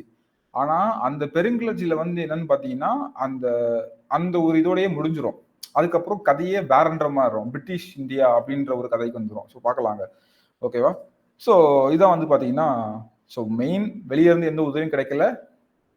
மதிப்பீடும் பார்க்கும்போது 1857 புரட்சிக்கான முன் அறிகுறி அப்படின்றது நான் சொன்னேன் இல்லையா, கம்பேரிசன் எப்படி வந்து இதை வந்து 1857க்கான புரட்சிக்கான முன் அறிகுறினா இந்த மாதிரி தான். ஓகேவா? கிட்டத்தட்ட அதே மாதிரி தான் இருந்துச்சு அப்படின்ற மாதிரி. ஓகே. ஸோ வரலாறு இட்ஸ் ரிப்பீட் இட் செல்ஃப்ன்ற மாதிரி தான். ஸோ தோல்விக்கான காரணங்கள் இந்திய படையை வழிநடத்த சரியான தலைமை இல்லை, கழகம் வந்து பிளான் பண்ணி பண்ணலை. ஓகேவா? ஸோ வந்து இவ சொன்ன மாதிரி வெளியே இருந்த ஆட்கள்லாம் வர்றதுக்கு முன்னாடியே எல்லாம் முடிஞ்சு போச்சு. ஆங்கிலேயருடைய பிரித்தாளும் கொள்கை ரொம்பவே ஈஸியாக இருந்துச்சு. ஓகேவா? ஸோ இதை வந்து என்ன சொல்றாங்க, இந்த வேலூர் கழகத்தை பெருங்கழகம் 1857 நடந்த பெருங்கழகம், முதல் இந்திய சுதந்திர போர்னு சொல்லுவாங்கல்ல, அந்த முதல் இந்திய சுதந்திர போருக்கு முன்னோடி அப்படின்னு சொல்லிட்டு வி.டி. சவார்கர் வந்து தெரிவிக்கிறாரு. ஓகேவா? வி.டி. சவார்கர் வந்து இது அந்த பெருங்கழகத்துடைய முன்னோடி அப்படின்னு சொல்லிட்டு குறிப்பிடுறாரு. ஓகேவா? ஸோ இதான் வந்து பார்த்தீங்கன்னா 1806 வேலூர் கழகம் அப்படின்றது. ஓகேவா? ஸோ ரொம்ப இன்ட்ரெஸ்டிங்கான ஸ்டோரி. அடுத்த நம்ம பார்க்க வேண்டியது பார்த்தீங்கன்னா 1857க்கான பெருங்கிளர்ச்சி. ஓகேவா? ஸோ இன்னைக்கு நம்ம இதை பார்க்கும்போது நமக்கு வந்து டைம் ஆகிரும். இந்த 1800 ஸோ இதை வந்து கொஞ்சம் டீட்டெயிலாக பார்க்கலாம். எப்படியும் ஒரு 1 hour மேலேயே போகும் நமக்கு. ரொம்ப இன்ட்ரெஸ்டிங்கான ஒரு பாட்டு, நீட்டாகவே நம்ம வந்து பார்க்கலாம். ஓகேவா? ஸோ அதுக்கு முன்னாடி வந்து பார்த்தீங்கன்னா டைம் லைனில் இந்த ஒரு பாட்டு வந்து முன்னாடி வரும். விவசாயிகள் மற்றும் பழங்குடியினருடைய கிளர்ச்சி. ஓகேவா? விவசாயிகள் மற்றும் பழங்குடியினருடைய கிளர்ச்சி. ஸோ இதை வந்து நம்ம இப்போ பார்க்கலாம். ஓகே. ஸோ அப்போ நம்ம இதுவரை நம்ம வந்து என்ன பண்ணியிருக்கோம்னு பார்த்தீங்கன்னா, இந்த ஆங்கிலேயருக்கு எதிரான தொடர்கால எழுச்சிகளில் பிளாசி 4 பார்த்தாச்சு இல்லையா? மார்க் பண்ணிக்கலாம். ஓகேவா? ஸோ பிளாசி 4 பார்த்தாச்சு, பக்சார் 4 அதாவது வங்காளம் ரீஜனை பார்த்தாச்சு, ஆங்கிலோ கர்நாடகா போர் பார்த்தாச்சு, ஆங்கிலோ மைசூர் போர், ஆங்கிலோ மராத்திய போர் பார்த்தாச்சு, பாளையக்காரர்களின் எதிர்ப்பு, தென்னிந்திய கிளர்ச்சி முக்கியமான பாட்டு பார்த்தாச்சு. ஓகேவா? ஸோ தென்னிந்திய கிளர்ச்சி இது கூட வந்து பார்த்தீங்கன்னா ப்ளஸ் இது கூட என்ன பார்த்தோம் நம்ம, அதை வந்து மென்ஷன் பண்ண விடுறேன். ஸோ தென்னிந்திய கிளர்ச்சியோடய சேர்த்துக்கலாம், அதனால தான். ஓகே, வேற ஒன்றும் இல்லை. இது கூட வந்து பார்த்தீங்கன்னா வேலூர் கழகம். வேலூர் கழகம் எப்போ 1806. ஓகேவா? ஸோ இதே நம்ம பார்த்தாச்சு. அடுத்தது நமக்கு பெண்டிங் இருக்க வேண்டியது வந்து பார்த்தீங்கன்னா இந்த 1857 பெருங்கிளர்ச்சி. இதை வந்து நெக்ஸ்ட் கிளாஸ் பார்க்கலாம். இப்போ வந்து பார்த்தீங்கன்னா இந்த விவசாயிகள் மற்றும் பழங்குடியினருடைய கிளர்ச்சி நம்ம வந்து இப்போ வந்து பார்த்து இதை வந்து கம்ப்ளீட் பண்ணலாம். ஓகேவா? ஸோ அதுலேயே நம்ம வந்து பார்த்தீங்கன்னா ஏதாவது ஒரு டாபிக் மட்டுமே முடிப்போம், மீதி வந்து நம்ம நாளைக்கு ஃப்ரீயாக பார்த்துக்கலாம். ஓகே. ஸோ உங்களுக்கு ரிவிஷன் பண்ணதுக்கு நல்ல ஒரு டைமிங் இருக்குது. ஸோ அந்த டைமிங் வந்து மிஸ் பண்ணாதீங்க. கூலாக உட்காந்து இந்த ஒரு விஷயத்தை வந்து பாருங்கள். ஓகேவா? இது கொஞ்சம் விரிவாக பார்க்கணும், நிறைய விஷயங்கள் நம்ம கம்பேர் பண்ணணும், அதனால தான். ஸோ இந்த விவசாயிகள் கிளர்ச்சி. ஸோ இந்த கேப்ல வந்து பார்த்தீங்கன்னா நமக்கு வந்து ஒரு பக்கத்தில் இந்த அரசர்கள் கைண்ட் ஆஃப் இதில் இருந்தவங்க எல்லாமே ஒரு விதமான கிளர்ச்சி பண்ணுறாங்க, சிப்பாய்கள் கிளர்ச்சி எல்லாம் நம்ம பார்க்கும்போது இன்னொரு பக்கம் வந்து பார்த்தீங்கன்னா இந்த விவசாயிகள் பழங்குடியினர் கிளர்ச்சியும் வந்து பார்த்தீங்கன்னா ஒரு பக்கத்தில் நடந்துட்டு தான் இருக்குது. ஓகே. ஸோ இதில் வந்து பார்த்தீங்கன்னா இந்த விவசாயிகளுடைய கிளர்ச்சி அப்படின்னு பார்க்கும்போது சில முக்கியமானது பார்க்கலாம். ஆங்கிலேயர் ஆட்சியில கிட்டத்தட்ட ஒரு 100க்கும் குறையாத கிளர்ச்சிகள் நடந்திருக்கு அப்படின்னு சொல்லலாம். ஓகேவா? எண்ணற்ற கிளர்ச்சிகள், அங்கங்கே கிளர்ச்சிகள். நம்ம படிக்கிறதெல்லாம் கொஞ்சம் தான், முக்கியமான கிளர்ச்சிகள் தான். எல்லா இடத்துலயும் ஒரு பிரச்சனைகள் நடந்திருக்கு அப்படின்னு சொல்லலாம். ஓகேவா? ஸோ ஒவ்வொரு காரணத்துக்காக, மறுசீரமைப்புக்காக நடந்திருக்கும், சமய இயக்கங்கள் மூலமா நடந்திருக்கும், சமூக கொள்ளை மூலமா நடந்திருக்கும், மக்களின் கிளர்ச்சி. ஸோ இந்த மாதிரி நிறைய கிளர்ச்சிகள் நமக்கு வந்து நடந்திருக்கும். ஸோ அதுல ஒண்ணு பார்த்தீங்கன்னா நமக்கு வந்து இந்த விவசாயிகளுடைய கிளர்ச்சி. ஸோ விவசாய கிளர்ச்சியில் நம்ம முக்கியமா ஒரு 3 விஷயம் நமக்கு புக்ல இருக்கிறத பார்க்க போறோம். ஃபராசி இயக்கம், அப்புறம் வந்து பார்த்தீங்கன்னா வஹாபி கிளர்ச்சி, அதுக்கப்புறம் வந்து பார்த்தீங்கன்னா மலபார் கிளர்ச்சி. ஓகேவா? ஸோ இந்த 3மே நமக்கு வந்து முக்கியமானது. ஸோ முக்கியமானதுன்ற விட இது வந்து நமக்கு ஸ்கூல் புக்கில் இருக்கு. இந்த குரூப் 1 லெவலில் கேட்டாங்கன்னா இதை தாண்டி ஏதாச்சும் கேட்பாங்க, நம்ம அதையும் வந்து பார்க்கலாம். நான் அதையும் வந்து உங்களுக்கு லாஸ்ட்டாக வந்து என்னென்ன முக்கியமான கிளர்ச்சிகள் இருக்கு அப்படின்றத நான் சொல்லுவேன். இப்போதைக்கு நமக்கு வந்து முக்கியமானது அப்படின்றது இந்த இந்த 3மே நமக்கு வந்து ரொம்ப முக்கியமானதுன்னு சொல்லலாம். ஓகேவா? ஏன் முக்கியமான ஸ்கூல் புக்கில் இருக்கு, அவ்வளோதான் விஷயம். ஸோ ஃபராசி, வஹாபி, மலபார். இதுல வந்து உங்களுக்கு மலபார்னு கேட்டோடனே ஓரளவுக்கு ஒரு ஐடியா வந்திருக்கும், அப்படிதானே? மலபார்னு கேட்டோடனே ஓரளவுக்கு ஒரு ஐடியா வந்து வந்திருக்கும் இல்லையா? ஓகே. ஸோ ஸ்ட்ரெயிட்டாக உள்ள போயிடலாம். ஃபர்ஸ்ட் அதுக்கப்புறம் பழங்குடியினர் கிளர்ச்சி பார்க்க போறோம், அது வந்து அடுத்து பார்க்கலாம். ஓகேவா? ஃபர்ஸ்ட் வந்து இந்த விவசாயிகளுடைய கிளர்ச்சியை மட்டும் நம்ம இப்போ கம்ப்ளீட் பண்ணிடுவோம். ஸோ ஃபர்ஸ்ட் வந்து பார்த்தீங்கன்னா ஃபராசி கிளர்ச்சி அப்படின்றது. ஓகே, என்னது? ஃபர்ஸ்ட் வந்து ஃபராசி கிளர்ச்சி. ஸோ யாரு இந்த இதுக்கு வந்து முக்கிய காரணம், என்ன விஷயம், என்ன நடக்குது அப்படின்னு பார்த்தீங்கன்னா, இது வந்து பார்த்தீங்கன்னா முக்கியமா இந்த ஃபராசி ரிவோல்ட் வந்து பார்த்தீங்கன்னா ஹாஜி ஹரியத்துல்லா, ஷாஜி இல்லை, ஹாஜி ஷரியத்துல்லா. ஸோ அவர் தான் வந்து இது வந்து ரொம்ப கன்ஃபியூஸ் ஆகும். ஷாஜி ஹரியத்துல்லான்னு சொல்லிட்டு ஏதோ ஒரு இல்லை மைண்ட்ல ஃபிக்ஸ் ஆகிட்டு இருக்கோம். ஹாஜி ஷரியத்துல்லா, ஓகேவா, அவரால் 1818 தொடங்கப்பட்டதுதான் இந்த ஃபரைசி இயக்கம் அப்படின்றது. ஸோ இந்த ஃபரைசி ரிவோல்ட் வந்து பார்த்தீங்கன்னா இவங்க வந்து ஃபரைசிஸ் யாருன்னா முஸ்லீம் செக்ட் ஃபாலோவர், ஓகேவா, ஹாஜி ஷரியத்துல்லாவுடைய ஃபாலோவர் அப்படின்னு சொல்லலாம். எங்க இருந்தா ஃபரித்பூர் வந்து ஈஸ்டர்ன் பெங்கால் பகுதியில், ஓகேவா, ஈஸ்டர்ன் பெங்கால் பகுதியில் ஃபரித்பூர். ஸோ ஈஸ்டர்ன் பெங்கால் பகுதியில் ஃபரித்பூர் அப்படின்ற பகுதியில் வந்து இவங்கெல்லாம் வந்து பண்றாங்க. ஸோ இவங்க வந்து என்ன பண்றாங்கன்னா ரேடிக்கல் ரிலீஜியஸ் சோசியல் பொலிட்டிக்கல் திங்ஸ்ல வந்து ரொம்ப முக்கியத்துவம் கொடுத்துறாங்க, ஓகேவா. ஸோ இவர் வந்து அதுக்கப்புறம் என்ன நடக்குதுன்னு பார்த்தீங்கன்னா இந்த வங்காளத்தினுடைய கிழக்கு பகுதிகளில் தொடங்கப்பட்ட இந்த அமைப்போடைய உறுப்பினர்களை இஸ்லாமுக்கு எதிரான நடவடிக்கையில ஈடுபட வேணாம் அப்படின்னு சொல்லிட்டு கேட்டுக்கொள்றாரு. அதுக்கப்புறம் 1839 இந்த ஷரியத்துல்லா, ஹாஜி ஷரியத்துல்லா வந்து இறந்து போயிறாரு. அதுக்கப்புறம் அவருடைய மகன் டுடுமியான் வந்து தலைமை ஏற்கிறாரு, ஓகேவா. அவருடைய மகன் டுடுமியான் வந்து தலைமை ஏற்கிறாரு. இது ரொம்ப ரொம்ப ரொம்ப முக்கியமான ஒரு கொஸ்டின். நிலம் கடவுளுக்கு சொந்தமானது அப்படின்னு சொன்னது யாருன்னு சொல்லிட்டு நிறைய வாட்டி கொஸ்டின்ல கேட்டிருக்காங்க, ஓகேவா. ஸோ யாருன்னு பாத்தீங்கன்னா இந்த டுடுமியான் தான், ஓகேவா. ஸோ டுடுமியான் மறந்ததுக்கு பின்னால வந்து பாத்தீங்கன்னா நோவா மியான் அவருடைய கைகள்ல இந்த இயக்கம் போயிட்டு இந்த இயக்கம் வந்து அவருடைய கையில போயிட்டு ஒரு உயிர் முயற்சி பெறது அப்படின்னு சொல்லலாம், ஓகேவா. ஸோ ஒன்றும் இல்லை, இந்த ஃபரைசிஸ் வந்து பார்த்தீங்கன்னா முஸ்லீம்ஸ் ஒரு முஸ்லீம் செக்டை ஃபாலோ பண்ணின ஹாஜி ஷரியத்துல்லா அப்படின்றவருடைய வழி வந்தவர்கள் ஃபாலோவர்ஸ் தான் இந்த ஃபரைசி அப்படின்னு சொல்லலாம், ஓகேவா. இவங்க வந்து பார்த்தீங்கன்னா இந்த ஃபரித்பூர் ஈஸ்டர்ன் பெங்கால் கிழக்கு வங்காளத்தில் உள்ள ஃபரித்பூர் அப்படின்ற பகுதியில் வந்து இருந்தவங்க.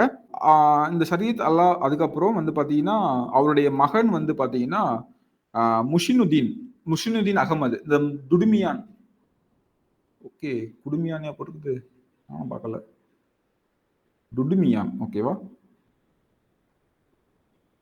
இங்கிலீஷ்ல டுடு மியான். ஸோ மியான்ற பேர் ஏன் கேள்விப்பட்டிருக்கீங்களா? கிரிக்கெட்ல ஒருத்தர் சொல்லுவாங்க, ஓகே.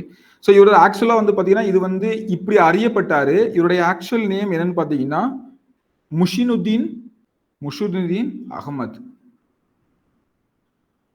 ஓகேவா.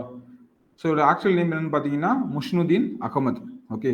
ஸோ இவர் வந்து டுடுமியான் அப்படின்னு சொல்லிட்டு சொல்லுவாங்க. ஸோ இவர் தான் வந்து பார்த்தீங்கன்னா அதுக்கப்புறமா இதை வந்து எடுத்துட்டு போனவர். இவர் வந்து பார்த்தீங்கன்னா பெங்கால்ல இந்த ஆங்கிலேயர்களுடைய தாக்கம் இவங்களுக்குள்ள இருக்கிறத எதிர்க்கிறதுக்கு முக்கியமா இருந்தாரு, ஓகேவா. இவங்க வந்து பாத்தீங்கன்னா டெனன்ஸ், அதாவது ஜமீன்தார்களுக்கு எதிராக இவங்க வந்து என்ன பண்ணாங்க அப்படின்னா விவசாயிகள் கிளர்ச்சி தான். யாருக்கு எதிராக அந்த கிளர்ச்சி நடந்தது அப்படின்னு பாத்தீங்கன்னா அந்த ஆங்கிலேயர்களுக்கு சப்போர்ட்டிவா இருந்த ஜமீன்தார்கள் எதிராக. ஸோ ஜமீன்தார் அப்படின்ற லேண்ட் லார்ட்ஸ், நில சுகந்தார்கள். ஸோ அவங்களுக்கு எதிராக வந்து ஒரு இதை வந்து பண்றாங்க. யாரு? டெனன்ஸ்னா அந்த நிலத்துல வந்து குத்தகைக்கோ இல்லைன்னா வந்து பாத்தீங்கன்னா வாடகைக்கோ எடுத்து வேலை செய்யறவங்க இவங்களுக்கு எதிராக வந்து பண்றாங்க, ஓகேவா. ஸோ இது வந்து பார்த்தீங்கன்னா 1838 இருந்து 57 வரையே போகும். இதுதான் வந்து பாத்தீங்கன்னா இந்த ஃபராசி கிளர்ச்சி அப்படின்றது. அப்ப நீங்க ஞாபகம் வைக்கிறது 3 விஷயம் தான். ஒன்று வந்து ஹாஜி ஷரியத்துல்லா அவர் ஸ்டார்ட் பண்ணது, அதுக்கப்புறமா அவர் மகன் எடுத்துட்டு போனது, அதுக்கப்புறமா வந்து பாத்தீங்கன்னா நோவா மியான் வந்து எடுத்துட்டு போனது, அதுக்கப்புறம் வந்து பாத்தீங்கன்னா டுடுமியானுடைய ஃபேவரட் கோட்டான நிலம் கடவுளுக்கு சொந்தமானது அப்படின்ற கோட்டு, ஓகேவா. ஸோ இது மட்டும்தான் இதுல வந்து முக்கியமானது. ஸோ அடுத்து நம்ம வந்து என்ன பார்க்க போறோம்னா வஹாபி கிளர்ச்சி. ஸோ வஹாபி அப்படின்ற கிளர்ச்சி வந்து பார்த்தீங்கன்னா நமக்கு வந்து எந்த இடத்துல நடந்திருக்குன்னா இந்த வங்காளத்துல பரசத் அப்படின்ற பகுதியில 1827 டைம்ல, முக்கியமானது, ஓகேவா. இயரை நான் வச்சுக்கோங்க. ஸோ 1827 டைம்ல நமக்கு நடந்ததுதான் இந்த வஹாபி கிளர்ச்சி அப்படின்னு சொல்றதுதான். ஸோ இந்த வஹாபி மூவ்மெண்ட் வந்து பாத்தீங்கன்னா இதுவும் வந்து பாத்தீங்கன்னா ஒரு இஸ்லாமிக் ரெவல்யூஷன் மூவ்மெண்ட் அப்படின்னு சொல்றாங்க. ஸோ யார் இதை வந்து ஃபவுண்ட் பண்ணாங்க அப்படின்னு பாத்தீங்கன்னா டிடுமீர் அப்படின்றது, ஓகேவா. டுடுமியான், டிடுமீர் ரெண்டும் வந்து வேற நான் வச்சுக்கோங்க. ஸோ இது வந்து பாத்தீங்கன்னா டிடுமீர் அப்படின்றதுதான் இந்த இதுக்கு வந்து டிடுமீர். ஆக்சுவலா இங்கிலீஷ்ல வந்து டிச்சுமீர் அப்படின்னு வரும், ஓகேவா. தமிழ்ல போடும்போது நமக்கு வந்து எப்படி போடுவாங்கன்னா டிடு மீர், இது வந்து அப்படிதான் டிரான்ஸ்லேஷன் இருக்கும். ஸோ பரவாயில்ல. ஸோ இவங்களுக்கு வந்து பார்த்தீங்கன்னா இந்து எதிர்ப்பு சாயம் பூசப்பட்டாங்க. இவங்க வந்து முஸ்லீமுக்கு வந்து சப்போர்ட்டா பண்றாங்க அப்படின்ற மாதிரி. ஓகே, என்ன பண்ணுவாங்கன்னா இது வந்து பீகார், பெங்கால், அப்புறம் இந்த நார்த் வெஸ்ட் பாண்டியர், இந்த ப்ராவின்சஸ்லாம், பஞ்சாப், இந்த ப்ராவின்சஸ் தான் இவங்க இஸ்லாமிக் ரிவைவலிஸ்ட் மூவ்மெண்டா தான் வந்து ஸ்டார்ட் பண்ணப்படுச்சு. சையத் அகமது அப்படின்ற டிடுமியர்னால வந்து ஸ்டார்ட் பண்ணுது. ஸோ என்னன்னு பார்த்தீங்கன்னா இங்க வந்து பெரும்பாலான ஜமீன்தார்கள் வந்து இந்துக்களா இருந்தாங்க. அந்த இந்துக்கள், அதாவது ஜமீன்தார்களே இவங்க வந்து எதிர்க்கிறாங்க. விவசாயிகள்னாலே ஜமீன்தார்கள் எதிர்ப்பாக நடந்திருக்கும். அந்த ஜமீன்தார்களை இவங்க வந்து எதுக்குறாங்க அப்படின்றப்ப ஸோ எதுக்குறாங்க அப்படின்ற டைம்ல வந்து ஆட்டோமேட்டிக்கா இவங்க வந்து ஜமீன்தார்கள் இந்துக்களை எதுக்குறாங்க. இவங்க ஆல்ரெடி முஸ்லீம் குரூப். ஸோ இவங்களுக்கு வந்து இது வந்து ஒரு வெறுமனே இந்துக்கள் எதிர்ப்பு அப்படின்ற சாயதை வந்து பூசிட்டாங்க.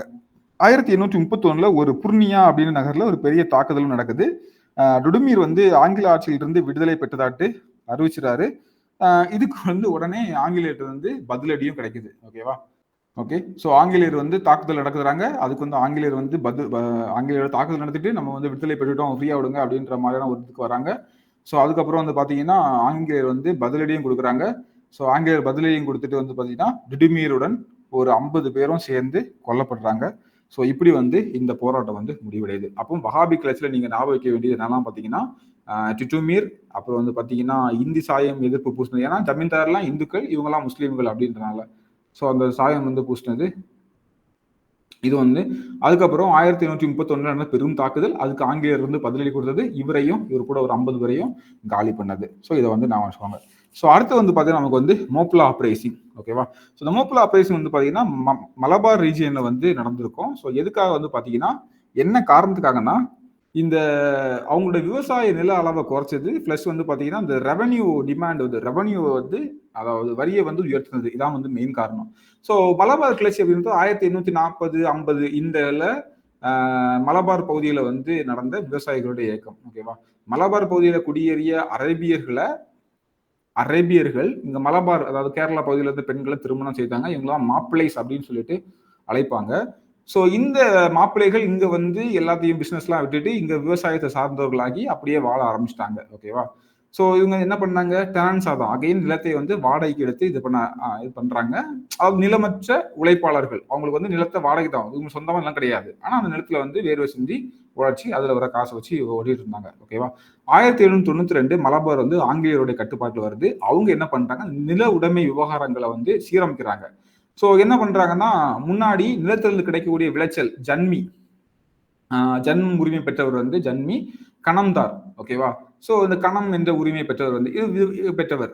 ஸோ கணம்தார் விவசாயி ஆகியவருக்கு வந்து இது சமமா வந்து பங்கிட்டு கொடுக்குறாங்க. ஸோ இதுல வந்து பாத்தீங்கன்னா நிலத்துக்கான ஒரு தனிநபர் உரிமையை உருவாக்குறது தான் அவங்களுடைய பிளானாவே இருந்துச்சு. ஓகேவா? ஸோ முன்னாடி இருந்த மரபுரிமை எப்படி இருந்துச்சுன்னா இதுக்கு முன்னால வர முன்பு அப்படின்றது இதுக்கு முன்னாடி வர, அதாவது இவங்க ஆங்கிலேயர்கள் வந்து ஒரு மாற்றம் பண்றது வரை எப்படி இருந்துச்சுன்னா நிலத்திலிருந்து கிடைக்கக்கூடிய மொத்த விளைச்சலை ஜன்மி, கணம்தார், விவசாயி இவங்களுக்கு சமமா வந்து பகிர்ந்து கொடுப்பாங்க. ஓகேவா? ஜன்மி அப்படின்னா அந்த ஜன்மம் அப்படின்ற உரிமை பெற்றவர், கணம்தார்னா கணம் என்ற உரிமை பெற்றவர், விவசாயி. இவங்க 3 பேருக்கும் வந்து பாத்தீங்கன்னா 3 ஷேர். ஓகேவா? கிடைக்கிறது 3 ஷேரா வந்து பகிர்ந்து கொடுத்தாங்க. இப்போ வந்து எப்படின்னா ஆங்கிலேயர்கள் கொண்டு வந்த புதிய முறையில ஜன்மிகள் தான் நிலத்தினுடைய முழு உரிமையாளர்கள் அப்படின்னு சொல்லிட்டு இந்த குத்தகை விவசாயிகளை வெளியேற்றக்கூடிய அதிகாரத்தை கொடுக்குது. ஓகேவா? நிலத்தினுடைய குத்தகை விவசாயிகள் வந்து வெளியேற்றக்கூடிய அதிகாரத்தை கொடுக்குது. அதனால ஓகேவா, புரியுதா? முன்னாடி 3 பேருக்கும் ஈக்குவலா இருந்துச்சு. ஆனா இப்போ வந்து இந்த டான்ஸா வந்து குத்தகைக்கு ஒர்க் பண்ற விவசாயிகள் வந்து வெளியேறக்கூடிய நிலைமைக்கு தள்ளப்படுறாங்க. இதனால நாங்க எங்க போவோம் அப்படின்னு சொல்லிட்டு விவசாயிகள் எதிர்வினையாற்றுறாங்க. ஸோ இவங்க வந்து பாத்தீங்கன்னா மலபார்ல நிறைய போர் நடத்துறாங்க. 1849 மாஞ்சேரியில ஒரு பிரச்சனை, குளத்தூர்ல 1851 ஆகஸ்ட்ல ஒரு பிரச்சனை, 1852 ஜனவரி மட்டனூர்ல பிரச்சனை. ஓகேவா? ஸோ இந்த 3 கிளர்ச்சிகளும் தீவிரமா இங்க நடக்குது. ஓகேவா? ஸோ இதான் வந்து மலபார் கிளர்ச்சி அப்படின்றது. ஸோ ஈஸியான ஒண்ணுதான். ஓகேவா? ஸோ இதான் வந்து பாத்தீங்கன்னா இந்த பகுதியில் நடந்த மலபார் கிளர்ச்சி அப்படின்ற ஒரு விஷயம். ஸோ 3 முக்கியமான கிளர்ச்சிகளை நம்ம வந்து பார்த்துருக்கோம். ஸோ ஒன்று என்ன பார்த்தீங்கன்னா ஃபராசியில் நீங்கள் ஞாபகம் வைக்கிறது என்னெல்லாம் அப்படின்னு பார்த்தீங்கன்னா ஸோ ரொம்ப சிம்பிளாக நீங்கள் வந்து நோட்ஸ் எடுக்கணும். ஓகேவா? ஷாஜி ஹரியத்துல்லா, அதே மாதிரி பார்த்தீங்கன்னா உங்களுக்கு வந்து இயர் ஞாபகம் இருக்கணும். அப்புறம் வந்து பார்த்தீங்கன்னா எந்த பகுதி, வங்காளத்துடைய கிழக்கு பகுதி, மகன் டுடுமியான், ஓகேவா, நிலம் கடவுளுக்கு சொந்தமானது, நோவாமியான் கேட்டதில்ல, வேணா நான் வச்சுக்கலாம், ஓகேவா. ஸோ 3 பாயிண்ட் தான். அதுக்கப்புறம் பார்த்தீங்கன்னா வஹாபி கிளர்ச்சி. வஹாபி கிளர்ச்சி வங்காளத்தில் தான் நடக்குது, ஃபராசத் பகுதியில் நடக்குது, ஓகேவா, டுடுமீர், ஓகேவா. ஸோ அதுக்கப்புறம் வந்து பார்த்தீங்கன்னா 1831 நவம்பர் 6 வந்து ஒரு பெரும் தாக்குதல் பண்றாங்க. இதுக்கு வந்து பதிலடி கொடுக்குறாங்க. இந்த டிடுமியார் கூட வந்து ஒரு 50 பேர் வந்து கொல்லப்படுறாங்க, ஓகேவா. ஸோ டிடுமியார் கூட ஒரு 50 பேர் வந்து கொல்லப்படுறாங்க. ஸோ இப்படியா வந்து நமக்கு முடியுது, ஓகேவா. ஸோ அதுக்கப்புறம் வந்து பார்த்தீங்கன்னா மலபார் கிளர்ச்சி. ஸோ மலபார் கிளர்ச்சி அப்படின்னு பார்த்தீங்கன்னா 1840 50களில் இந்த பகுதியில் செயல்பட்ட விவசாயிகளுடைய இயக்கம் தான் இந்த மலபார் கிளர்ச்சி, ஓகேவா. என்னன்னு பார்த்தீங்கன்னா அதுக்கு முன்னாடி வர ஆங்கிலேயர்கள் ஒரு சீரமைப்பு கொண்டு வராங்க. ஸோ என்னன்னு பார்த்தீங்கன்னா முன்னாடி நிலத்திலிருந்து கிடைக்கக்கூடிய விளைச்சல்ல ஜன்மி, கணம்தார், விவசாயிகள் 3 பேருக்கும் வந்து பார்த்தீங்கன்னா சமமாக பிரித்து கொடுக்குறாங்க.